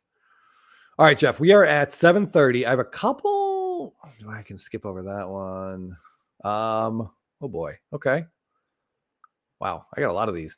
Yeah, let's do a couple more though. A couple more. Okay. Yep. All right.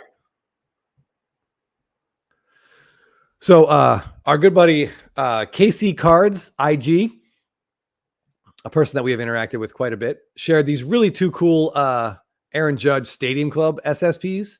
Yeah, fun to see them together. Yes. And he got one of these from Jake from Short Print a Day, which is always fun to see. People we know making deals behind the scenes. Always a good thing to see in the hobby. Yeah. People we can trust.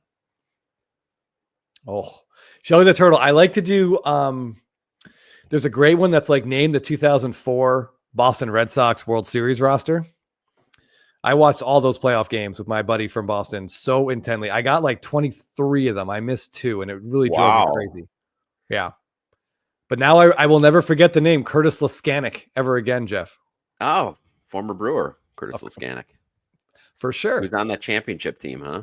Yeah, he was. You don't think about him, but he was there. You don't think about him. You will now. Oh,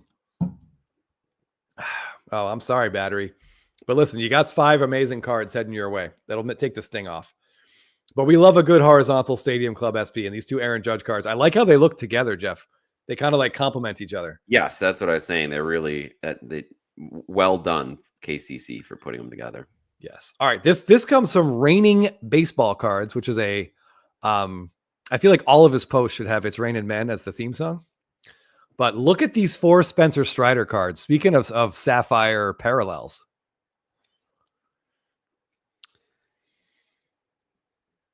So we've got the Any base. guesses to what they're numbered to? Yeah.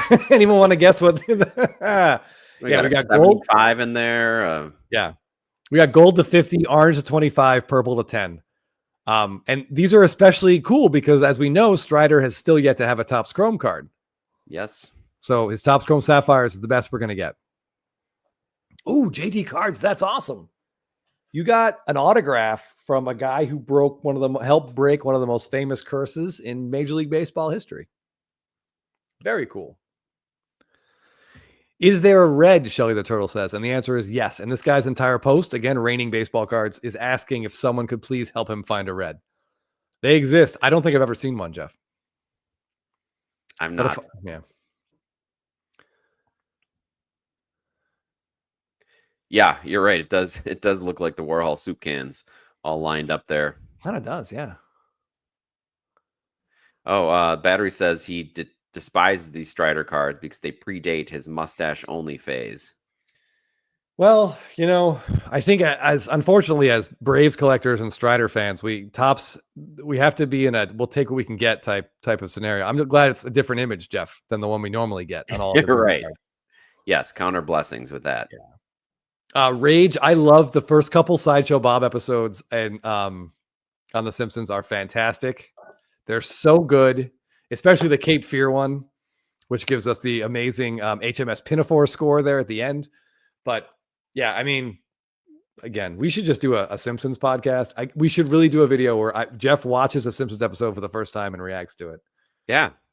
I'll probably recognize like 6 memes. Like, oh, wait, that's what that's from. Oh. Right. Chris, you said this exact quote like 65 times.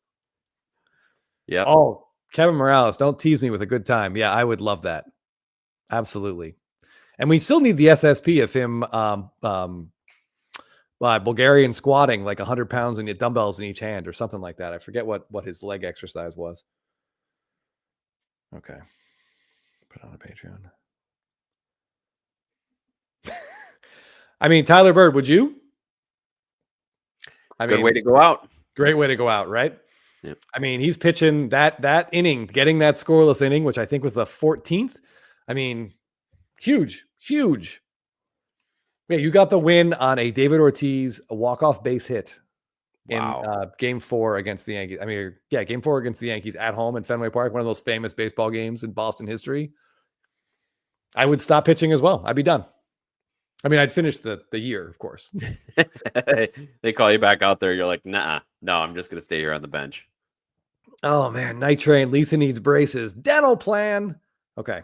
I can do Shelly needs to do his shout out. If anyone knows where the 2023 Topps Series 1 Michael Harris 1 of 1, please DM Turtle Cards 13 on Instagram or hit us up and we can pass on the word to Shelly. I'm just going to throw this up here. We'll talk about this in a minute. Shelly, has it been graded? Does that card show up on the platinum? Does it show up on the PSA Pop Report? I'm curious. Or maybe the SGC one? I don't know where, because I think, remember, didn't they SGC do that deal with Topps where like you could rate any Topps card for like $9? So I would guess that's where it is. Shelly let us know if that's graded. Maybe we can help you find it. While we're doing shout outs, Curative Cardboard is looking for the Superfractor to complete his Corey Seager Rainbow 2013 Bowman Chrome Mini Superfractor. It's kind of a needle in a haystack thing, but if you got it, let us know. Almost literally. That's a small card, but a big card. That's big. A hell of a rainbow. I love hearing this stuff that guys are one card away. Yeah. I know. I feel like, Jeff, I've seen that Michael Harris pop up. I don't know if it was on eBay or on Instagram, but I feel like it's out there. I don't know. An 11-year-old in California has. Oh, okay. Curator Cardboard says it's a PSA 9 slab. Is that for your Seager you're talking about, or the Harris? Yeah, let us know which card that is, please. All right, there's some really great Simpsons quotes from the Cape Fear episode. Sideshow Bob stepping on the rakes is, I think that might be peak Simpsons right there. The exact timing to know how many times he could step on a rake. It gets really funny, then it's not funny, and then it's funny again, and it's just perfect. So, Cape Fear, is it like based on the movie? Is that what the idea is? Like they're reenacting the movie, or the movie happens in Springfield? It's a parody of the movie, but instead of Robert De Niro getting out of prison, it's Sideshow Bob gets out of prison, and he comes to terrorize Bart because Bart is responsible for him being in jail, similar to Nick Nolte or Gregory Peck from the original. I see. Okay. Yeah, I would like to watch that one. All right. There's a good Shining one too. I mean, again, oh man, we could get derailed very easily. Oh boy, right? Yeah. All right. Well, I start adding those to the list. Oh, you got to watch those. There's also a Jurassic Park one. What? Yeah, it's kind of a Jurassic Park / Disney World parody. With I can't even begin to explain it to you. It would take like 20 minutes of backstory. Kevin Morales, 6 degrees of separation here. That is incredible. That is so cool. Did he sign? So he signed their their marriage certificate. That's awesome. You know, Topps would probably buy that from you and cut it and put it into a card if you wanted to. For a lot of money, right? That's gonna cost me. Oh no, shinning. Oh man, I can tell. Do you want to get sued? Okay, this card. Anyway, I'm trying to focus, Jeff. Now there's just Simpsons quotes. Like my head. All right, let's bang through a couple more of these. Let's do this. Okay. We got the Corbin Carroll Black here. Yeah, and then I actually have some eBay things that I got lucky. I want to talk about 10 eBay cards. I got 4 of them to work. But yeah, so Corbin Carroll is a big time sleeper. Not sleeper's not the right word, but like this is a guy that had essentially what appeared to be a really crappy 2024 season. Yeah, especially the beginning of it. He has the arm. I mean, he looks like he's never thrown a baseball before when he throws. So he's kind of a Bernie Williams feel to him. But this dude, people are getting fired up about him. And I'm seeing a lot of really good Corbin Carroll cards showing up on Instagram. And this Topps Black is one that I thought was warranted being mentioned because in 2023, their centering was garbage. The corners were crap. But this card looks really nice. I'd be thrilled to have a PSA 9 of this. Yeah. Yeah, we've talked about the issues that the Black Parallels face condition-wise, but yeah, I'm expecting big things out of Carroll, and maybe the Diamondbacks are going to be a surprise team. It's a really tough division, of course, but that Corbin Burns sign is big. Yeah, I wouldn't even call them a surprise team. I think right now, if Major League Baseball started tomorrow, I think the National League, you got the Braves, Mets, Phillies, Dodgers, Diamondbacks, and someone in the Central has to win. I'm going to say it's the Brewers until the Brewers tell us they're going to lose because I didn't think they were going to win last year, but they did. Yeah. So I'd say it's those 6 teams, maybe the Cubs, maybe the Reds, but those are the 2 teams from the West and the 3 teams from the East. I think are set, barring catastrophe. Those 5 teams are in. I don't really think there's much of a question about it. If I'm being completely honest, I would put it in ink right now, but the Central feels pretty open. Marlins and Rockies are going to lose like 115 games, if not more. Poor teams. They're going to get beat up on. But yeah, the D-backs are going to be good. Losing Christian Walker will hurt, but the Burns signing is huge. I think this dude, Corbin Carroll, is going to have a much better season. Ketel Marte is a fantastic baseball player that no one outside of Arizona seems to care about at all, unless you play fantasy baseball. Yes, like a top 5 MVP guy. Yes, absolutely. Jay Marble, thank you. Yeah, Zach Gallen, Corbin Burns, Merrill Kelly. That's really good. And those are 3 guys that eat innings, in theory. Yeah, Shelly the Turtle, barring catastrophe. And the Braves, what do they get from 7 misfortunes? Yeah. Montgomery, maybe something. I mean, Montgomery should have a normal spring training, which he obviously, I still cannot believe players haven't signed. At this point, just take what someone's giving you and go play baseball. Like, I don't get it. You've seen what happens when guys don't sign in time. Jeff, question for you while I pull up the next card from Brian Peak. Boy, no idea. No idea what his best Brewers card is. I wonder if he's had any made since he retired. Say a patch, a Brewer patch. It'd be really fun to see. I don't think he has. I think his time was so limited with him. They probably they're not throwing a lot of game use stuff of his out. That would be fun to see. And I guess if we're going to see it anytime, we'd probably see it now. Right. Yeah. I mean, I'm trying to he must be in like an update set for what year was it? 2008? He's got to be in like Topps update for 2008, or maybe in like Series 1, 2009. He's Series 1, 2009, because then remember, he got the Yankees, the SSP or the SP. Yeah. But I don't know. Maybe a parallel of that. I guess a parallel of the 2009 Series 1. Yeah, there should be a Topps Black of that, right? Yeah, so that's probably it. That might be it. Be fun to see a chunky patch auto of his in a dynasty or something, but chances of them putting that instead of Indians or Yankees are pretty limited. Yes, agreed. All right, I want to finish with a couple of SSPs we saw on Instagram, but before we get to that, I want to talk about some eBay stuff. You give me a note when you need to go. But okay. Libby, question for me and question for you as well. With Acuna possibly not starting, he is going to miss the start of the season. They are not going to rush him back. My guess is he plays like May 1st. What does it look like for him? Is the MVP even possible? I would say, Jeff, and I hate to say this stuff, but with Ohtani pitching again, does anyone in the National League have a chance at the MVP? Betts, maybe, if he plays shortstop for the whole season? It's a long shot, right? I mean, MVP type production, I believe would be possible, but with Acuna's shortened season, even that wouldn't be enough to get him the award itself. If he starts May 1st and hits 50 home runs, I still don't think he can win the MVP because there's a guy in LA who's going to pitch and hit. It's an uphill battle. I don't think they're going to let him run. So the steals are going to be down, which honestly is fine. There's enough hitters behind him. Yeah. But I just want to see him back on the field. And we've all seen highlights of him running around in Venezuela on fields that look like we wouldn't be playing softball on them, which is concerning because we've had a friend step in a mole hole playing softball, and it's been 2 years now, and he's still walking with a cane. So I don't like seeing anyone play on crappy fields.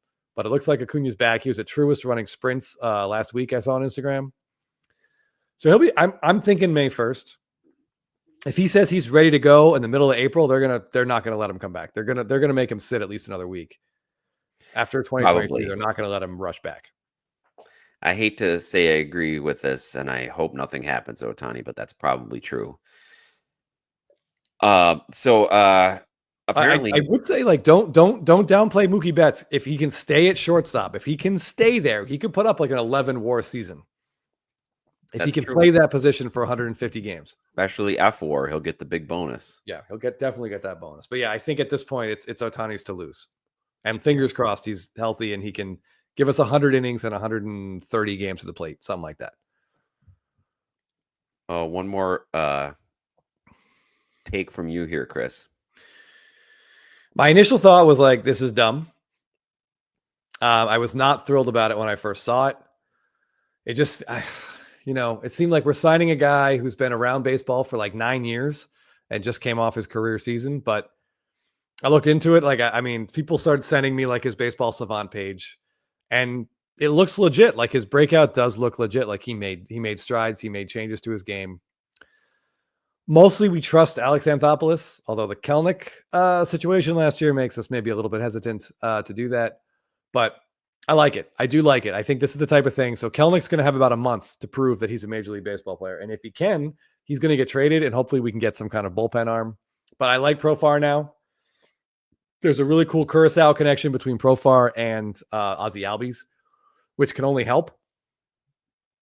Everybody loves Ozzy Albies. So I think this could work out really well. So I'm okay with it. Plus, I also thought it was going to be like 3 years and like 65 million based on what salaries are, but 3 years and I think it's like 14 per. That's okay. I think that's fine. He doesn't have to do a lot. He just has to be love the pro. Okay. All right. So I got some Carlisle Road here says he loves the Profar signing. Yeah. Where does Corbin Carroll rank in worst headshots on a Sports Guy Corey? It's not a great headshot. That's not great. The lighting is weird. Yeah. So yeah, I'm okay with it. I've sort of warmed to it. I certainly like it. I think he's going to play a really good left field, and I think this is the thing that maybe hopefully Kelnick gives us a good spring training and a good couple weeks in April, Jeff, and we can trade him to say the Brewers. Or we can sell his cards. Is that what you're saying? I can sell his cards. That's what I'm saying. Yeah. I like the sound of this. I didn't know about this one. Top Series 2, CC has a dual auto with Prince Fielder. I'm gonna have to try to find that one. Yeah, you definitely have to find that. Is that are those two stickers though? Professor's Dugout are those two stickers? The battery is asking. I've seen a lot of people positive and happy about Profar, so that's good. I mean, he just honestly, I think he will line up. If all goes according to plan, fingers crossed, he could be a really good 2-hitter behind Acuna, because I don't think that's a good spot for Albies. And Michael Harris, I don't know. I don't know if he's quite ready for that. So maybe that's a perfect spot for him between Acuna and Austin Riley, because he was really patient last year. He drew walks. So yeah, I'm warming to it. And usually, as Jeff will tell you, and everyone in the comments knows, I'm wrong. So the fact that I was initially really unhappy about it means it's probably great. Rude, like food. Yeah. Forbidden Donut. What exactly does this mean? Anybody shocked if Soto doesn't add instant value to the Mets next season? He has a Padres-ish type season.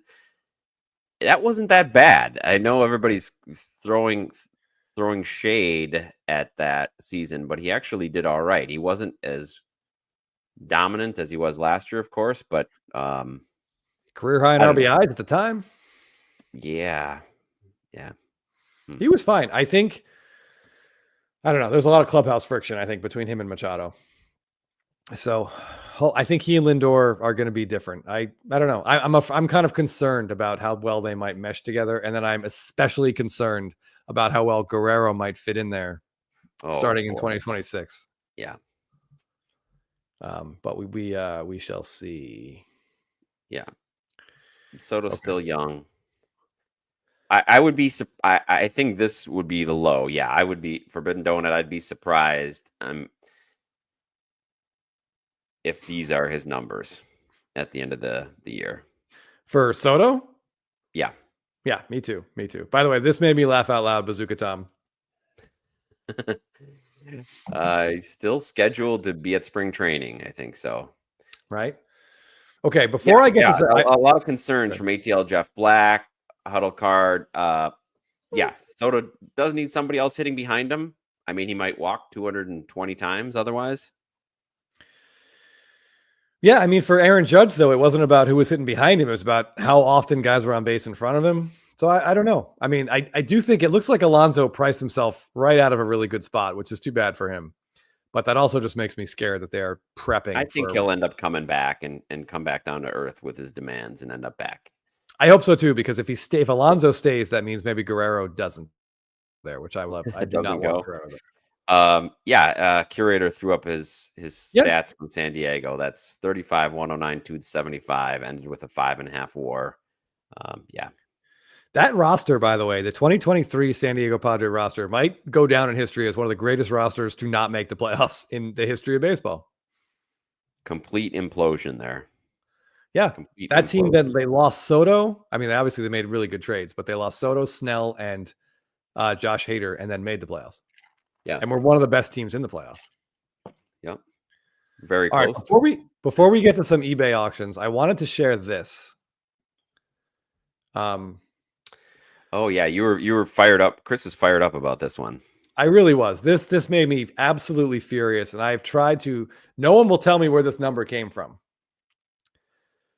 If Vlad hits the market, Pete Alonso will not stop the Mets. I mean, you're probably right, but Yeah. at some point, Steve Cohen will run out of money. He might, yeah, he can do a DH. Yeah. So was it Ken Golden? So Ken Gold, is that where the estimate came from? I don't want to throw that name out there if we don't know for sure. I don't know where this number came from, but who, like, this card to me is a card I have no interest in. This baseball card, like literally none. Like if someone offered me this card for $1,000, I would not buy this card. This means nothing to me. Jeff, tell me what you think about this card. All right, well, let's explain what it is first. Okay. So it's the ToppsNOW. They released the card when he hit 50-50, right? Correct. And this is the chase card essentially out of that. Yes. Or one of the chase cards. So he signed that it Marlins and game, yeah. inscribed it as 50-50 club, dated it. So it's a true one of one. The only one like it. Sure. It's not from a pack, which will turn off a lot of buyers. It's a ToppsNOW, which will turn off a lot of other buyers. Yeah, the $600,000 estimate, that's the jaw-dropping estimate. It's kind of funny. It's like you could just throw whatever crap you want on eBay and be like, well, I estimate this is going to go for $500. So and NecoChat says 600K is insane, and I'm into ToppsNOW. Yeah, I was absolutely blown away by this. I mean, at the end of the day, when Ohtani retires, he's going to have, 100,000 cards with autographs on them? Why would this card matter at all to anyone ever? Because he never in a pack. inscribed the date when he founded the 50-50 club, Chris. That's the selling point of it. And ATL Jeff Black says it's the upsell of it. I tell you that the only thing I would want that inscription on is the ball. Oh yeah, that he hit the home run with. That the inscription on that ball. Now you've got something incredible. This is nothing. I cannot stress enough how little I would have interest in this card. You said that you wouldn't buy it for $1,000. I'd probably buy it for $1,000. There are. Oh, I'm sorry. Go ahead, Jeff. Oh, I was just going to say any Ohtani auto, and especially one marking this occasion, I think would be worth $1,000. But fair enough. The 600,000, no. I see 3 comments in here, by the way. The first one came from Collect Cash, and he said 900,000. The next person is Nick and a bunch of numbers. He said 890,000. The next is me, and I said 6,000, and that's a massive overpay. I don't. Oh, you're looking at that. I was looking at our comments. I was wondering who in our comments is thinking that this would go for $900,000. I don't know. In the comments on that post there, this is just, to me, if it's Ken Gold, if that's where this is going, then that's absurd. And I just hope that there is some sanity out there. Yeah. Someone trying to make sure it makes the reserve. Yeah. Good point.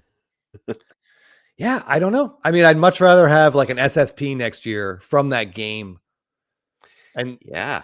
Then something like ToppsNOW. We've talked about it before. It does not. I just, they're souvenirs more than they're cards to me. So this souvenirs, that's a great way of putting it. Yeah. Yeah. We have a couple from a game we went to. We have an Ohtani card from that game. I have the Freeman from when he hit that home run. I gave it to my dad, and like he was really excited about it. And he's like, "Oh, this is a great memory," and that's exactly what it is. But it's not really a card. Right. The signature, I mean, not great. Rojo, I would not buy it in a box. I would not buy it with a box. I would not buy it in a car. I would not buy it in a tree. Right. Yes. If you want to keep going with that, I'd love to see the next verse. Yep. Yeah. KCC, I'm with you. Yeah. Buy it for 1,000 to sell it for. I'd be happy with 20,000 flipping it. Yeah. And yeah, if that's the case, yeah, I'll give you 20 grand for it right now. If Ken Golden, if that's who it came from, whoever gave that estimate will give me the 600 grand for it. Like, then bought and sold, no problem. Doc, yeah, Topps going hard on ToppsNOW.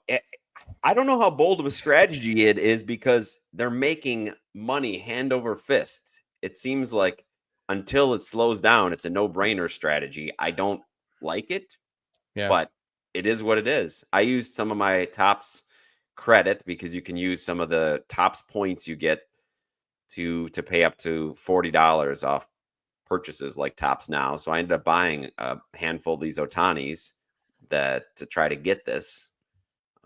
And they were, I think, Chris, they were like $12.99 a piece or something. And when ToppsNOW first started, they were like $4, $5 a piece. Yeah. So they're selling them a lot. Nico Jet print on the base was 653,000.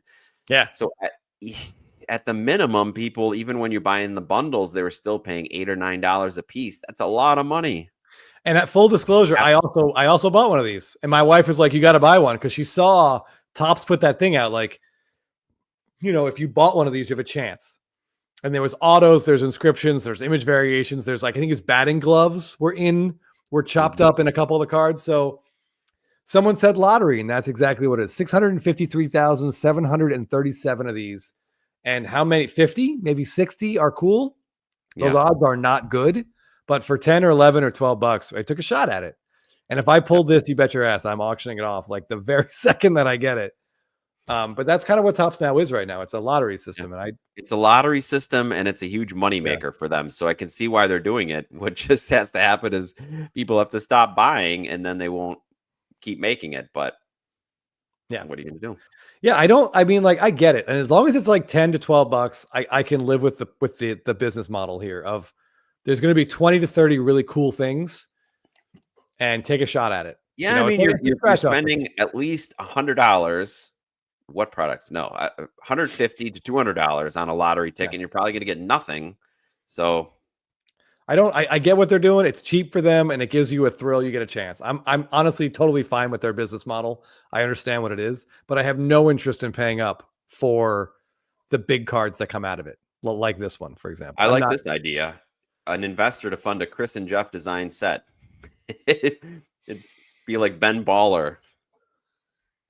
Hopefully we'd pick some better photos though. Absolutely. Yeah. There definitely would be some, I don't know, like some Florence Pugh themed cards for sure. All right. I need to hold on. I want to show a card here. Where is it? Here we go. This was up for bids on eBay. And I'm going to put this up here. And Jeff, you introduce what it is and see what people think it went for and why we think it's cool or not cool. If I know I got to take a quick timeout. Oh, yeah. All right. So we've talked a lot about patches and where Topps is going with their high-end products. Is Dynasty the way to go? Like our friends Teapot and Scott tell us it is on Spitballin'. But there's good patches in Definitive this year. A lot of cool patches in Triple Threads. They're putting stuff in there. Does anybody know what this one is from?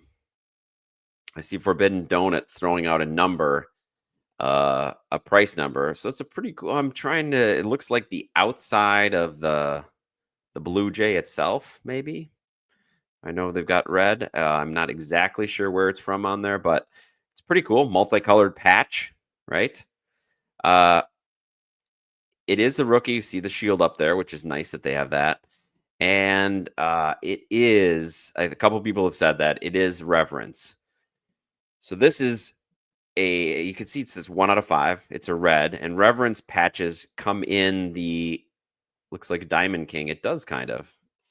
Oh, it's away jersey with the gray on the patch. Okay, yeah, I see a little bit of the gray right there. Good call. These come in Topps in series, I believe both series, but maybe just series 1 or 2. Chris will correct me if I'm wrong, but they are not getting the attention that some of the other higher end patches have gotten. Although there are people that are collecting only these, but it's a very small number of people judging from the prices these go for. But they look pretty cool. Right? All 3 this is series. awesome. Reverence, you can pull Reverence in all 3 series. I mean, this card is a badass card. I was wondering where the patch came from. Someone said the away jersey, and I think that makes sense. Yeah, a little I thought this was great. Like Dynasty is cool, but this came out of Flagship. Shouldn't this should be better? Numbered out of 5, like this should be. And who cares about the condition? Yeah, there's all that whiting you can see, but there's 5 of them. Who cares? Yeah. So I don't know. Is it just one of those things where we've talked about before? You have to explain it to people. So that's why it's not as Maybe, I don't know. accepted. But yeah, I think it's pretty great too. I think John said he can't get into patches. I was just clicking on that and telling you Oh. that I'm basically the same way. People keep sending me like Freddie Freeman dynasty cards and Freddie Freeman logo man. I'm like, there's more every year. He's probably got like 500 dynasty cards at this point. I don't see why one year is better than the other. He doesn't have a rookie. Got to stick out, right? Like Chris, Yeah. if it's from a specific game or the image on it is something you like. Yeah, I don't know.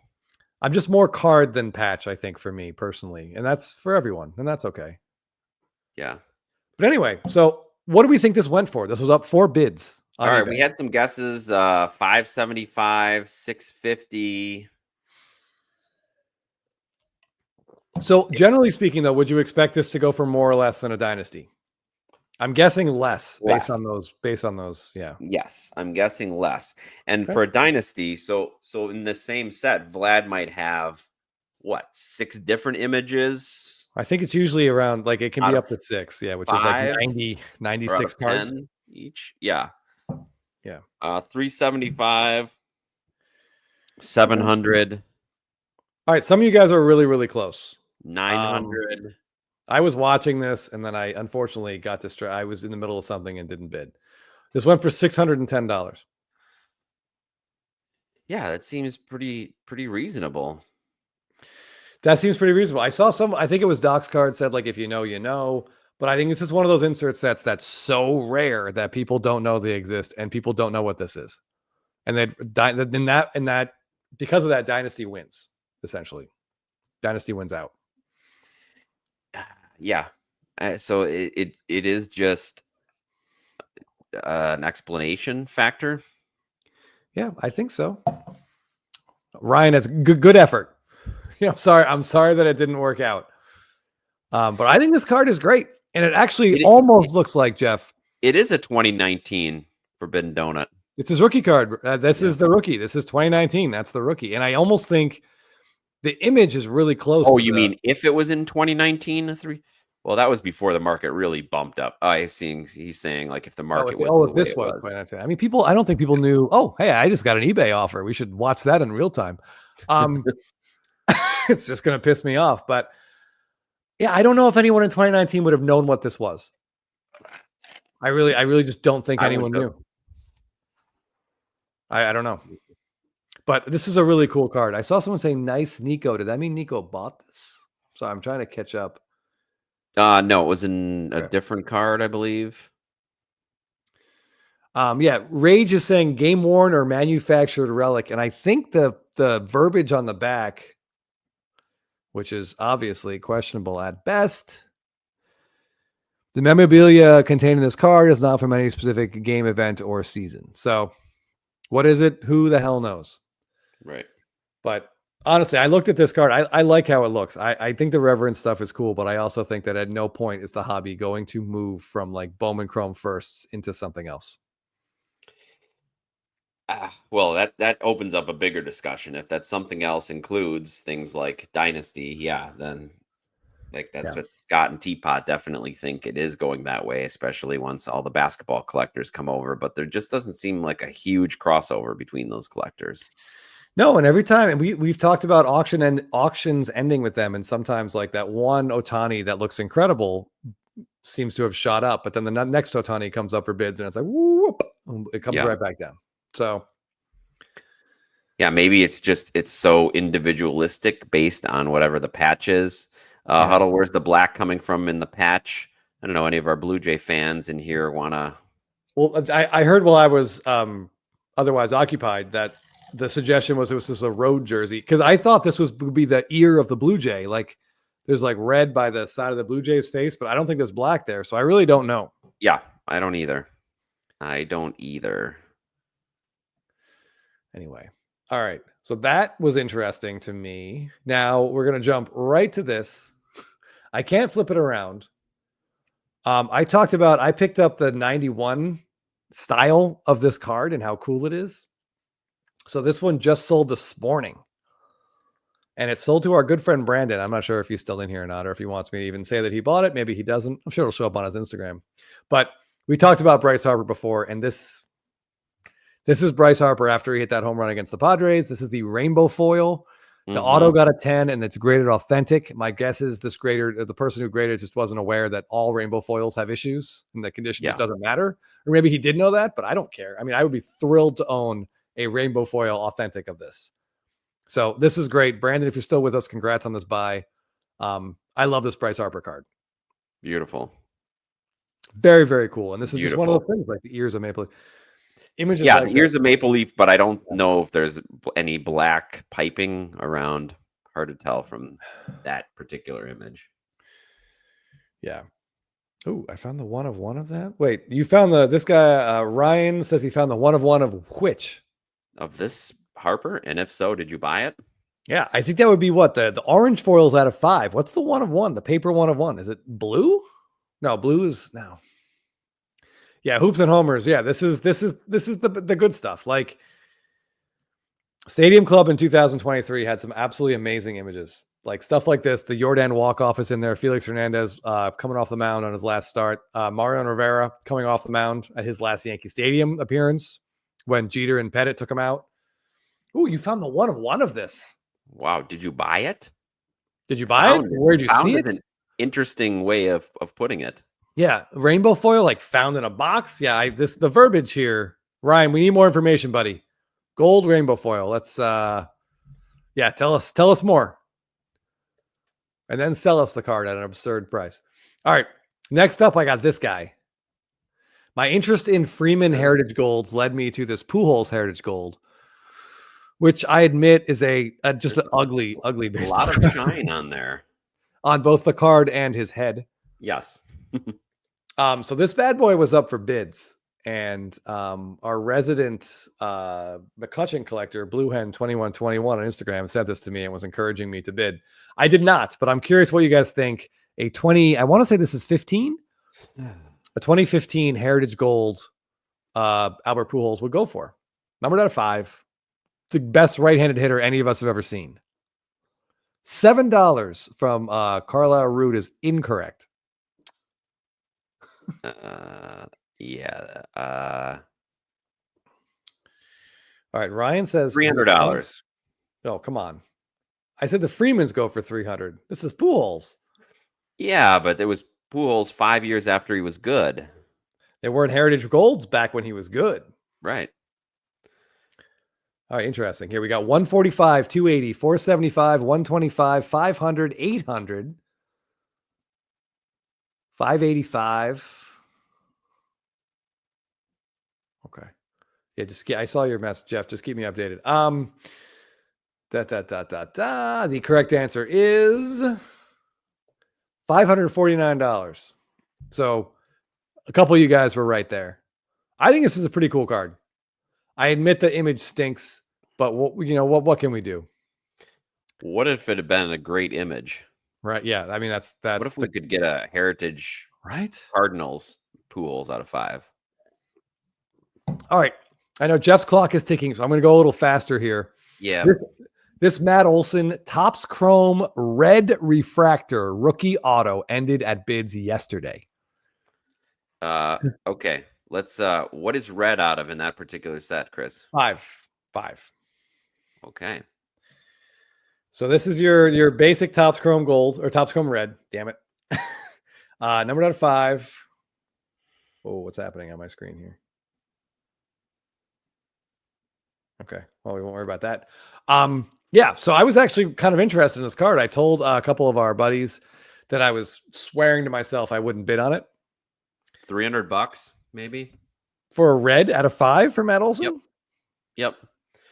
What we saw was that the gold that we saw that dropped huge from last year? Does my screen look okay to you, Jeff, or am I kind of breaking up? You're in a rainstorm. Yeah, it's weird. I'm not sure what's happening. I'm having a hard, I can't load the chat. My internet seems like it's doing pretty well. I think I'm back. Okay. All right. 650, 12. Rainstorm, but we can. Good to see you. The more filters, the better I look. All right, so I'm seeing some numbers over here. Some of those are pretty close to where this ended. I was really interested in bidding on this. I'm not going to lie. $1.50. I mean, it's got to be one of his best rookie cards. So if you're a believer in him, has to be. Buy a jersey. Okay. All right. So this card ended at. By the way, I'm using Market Movers. Excellent. $685 on eBay. That it shocked me. Under $700 for a Matt Olson red Topps Chrome rookie auto. Well, he was terrible last year. He was absolutely terrible. So I think recency bias is a very big thing.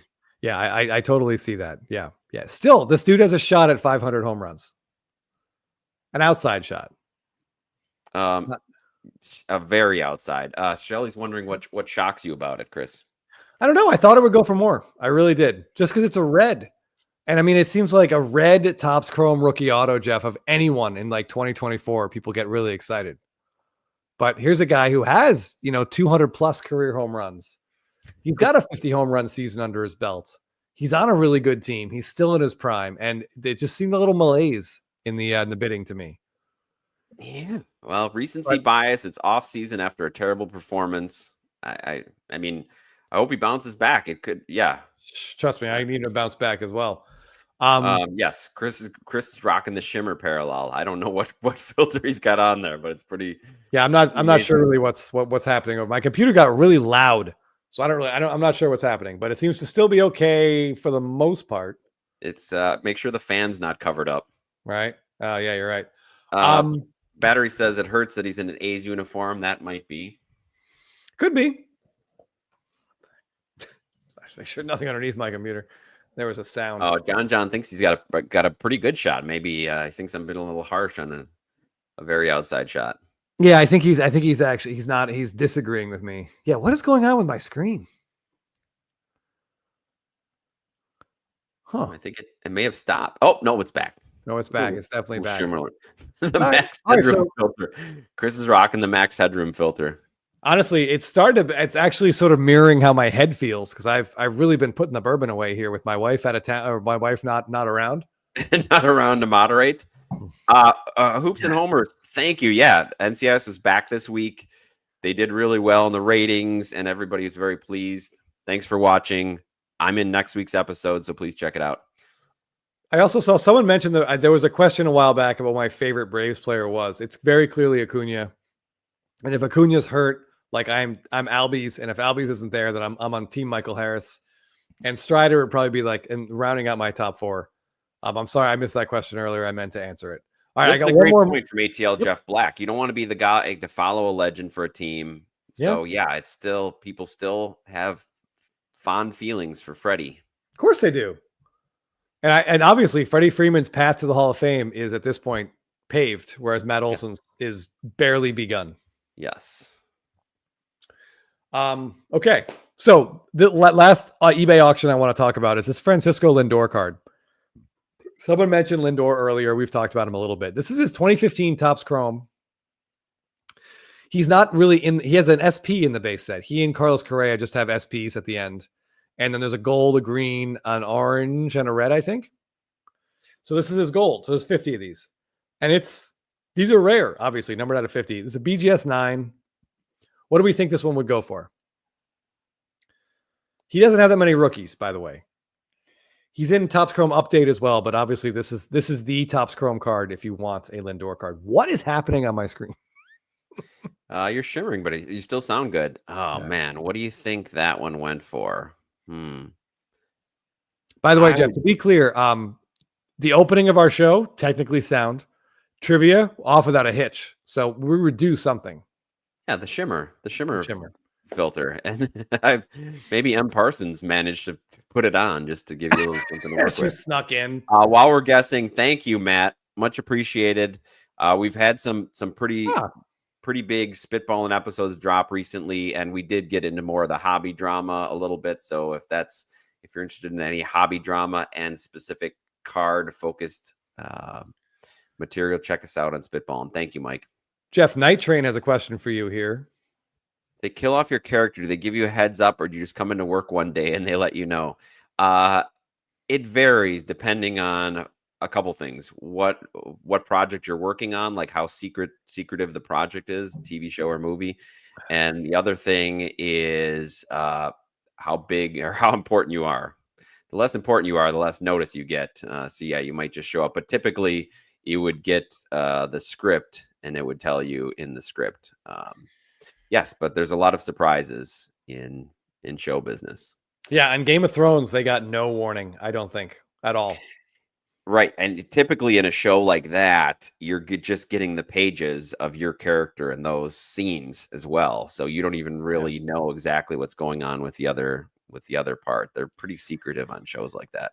Yeah, Candler S here, Braves fan, I believe, says he would have bid on that Olsen red if he knew about it. Get your safe. There is another red is sitting on eBay. I think it's a BGS. It might be like a min gem, and that seller wants like $5,000 or $6,000 for it. So obviously, that dude did not see the other sale. Okay, this Lindor, I'm seeing numbers. I see 800, 1200, 800. 577, 825. Casey Car Connection says 577. I see a 400. This is a card. I was seeing 555. Yeah. I'm going. I want to say I wanted this card, Jeff, because I really like this. I like a short print with a gold, no speckles, and this is just like his first Topps Chrome gold card. This is awesome. But I think I was at the gym and I didn't set an alarm and I totally forgot about it. And I was really mad. Yeah, I'm in the AHA video. That's right. Yep. We're in the sports guy Corey making a BGS hurt this card, which is for sure the BGS hurt this card, but there's still only 49 others. So at some point, anyway, right. $395 at auction. Under $400. Why didn't you buy that? Because I forgot to bid on it because I'm an idiot. Yeah, we should have bought that. You really should have bought that. It's got an 8.5 on surface. You know, I don't know. I can't. I'm not one of those guys who can look at the serial numbers and know if it's a new slab or an old slab. But I don't know. I feel like it's a PSA 9 waiting to happen. But it's amazing that all these people in the chat are saying what it's a deal. It's amazing how things like this can still sneak through the cracks. There's too many cards to look for all of them. Yep. Like I got a lot of save searches and I check like maybe 10 to 20 a day, but there's more. And sometimes I miss them. And I'm sure everyone else is the same way. Yeah. Okay. Reminder, Jeff, we are a week away from SSP Thursday. Next week. That's right. A new month. First Thursday means SSP. So everybody get your SSPs ready for Thursday. Right. Of course, our good buddy Homer Dome Cards got out early on it. Yep. This is one of the best SSPs ever. This is from 2017 opening day. It's Mike Trout. This card has 2 puppies and 3 MVPs, Jeff. Can you beat it? That's some pretty good numbers on there. Yeah. Pretty good. I'm looking at this post right now. I see SFO Sox fan with a great comment. He says there's a sneaky second doggo right above the opening day logo. And yeah, there is. Look at this little puppy right here with a speckled face. Yep. It's so cute. We've got a wrinkly bulldog over here, it looks like. And obviously, we've got a future first ballot Hall of Famer on the card as well. You know, obviously, Jeff and I are far more interested in the dogs. Yeah, great dogs. Need more dog cards. Yes. Oh, Brewers Kill 823. He's got a nice Tristan Casas. Looking forward to it. His Stadium Club rookie SSP is a really cool image, and everyone has forgotten about Tristan Casas. By the way, like everybody, he is just a non-factor in the world of baseball. So, hoops and homers. I like it. Yeah. All right. So let's end tonight, Jeff, on an Instagram post that you and I both, I think we sent this to each other within 10 minutes of it appearing. Yep. Oh, yes. I need one of these cards, Jeff. And look at that grade on it.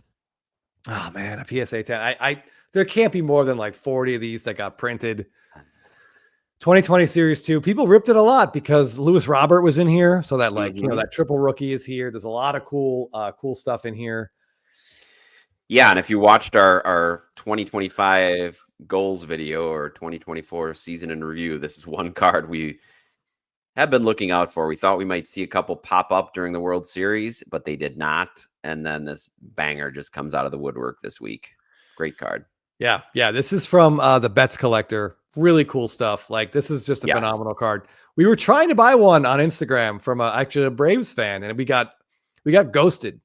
I haven't been ghosted this hard in a little while. This one was just left on read for days. It hurts. Yeah. It still hurts. Even as a 45-year-old married man, Jeff, it still hurts. It still hurts. Being ghosted hurts. Yeah. This is no Elmo we're seeing on the side here, but it just keeps playing. It's just Bazooka Tom had one. Oh, yeah. I mean, when they came out, who knew how rare they were at the time? You know? Yeah. You're ghosting right now, Chris. The shimmer. Right? Yeah, actually, that's a great Marvel reference. Yeah, I am very similar to Ghost for sure.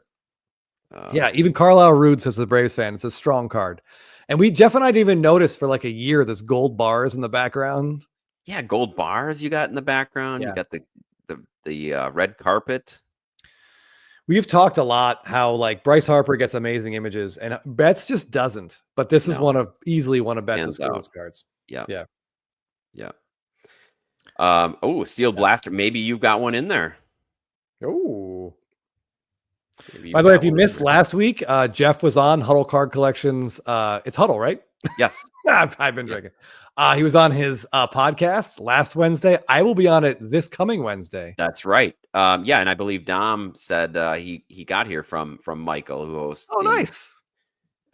Collecting Profits podcast. Yeah, Chris is going to be on there next week, Wednesday.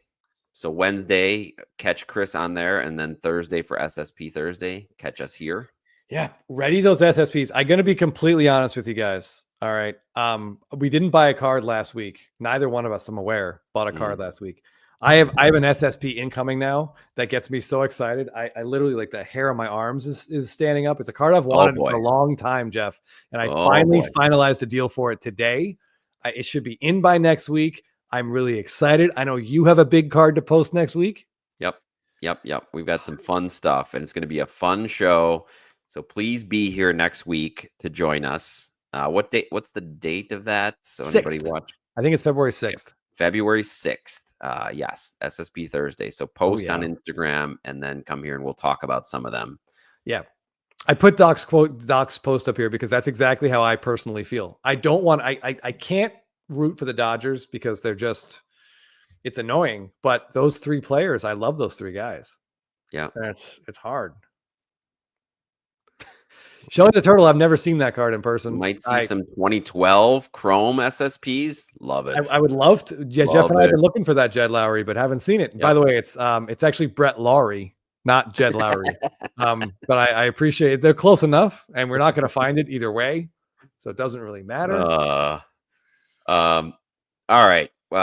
Thank you everybody for joining us. Really appreciate that's the way to go, though. Getting to talk cards. And yes, there's a lot of drama in the hobby, but remember what we're here for. We're here for cards, and there's still a lot of fun, and there are still a lot of good people out here. So please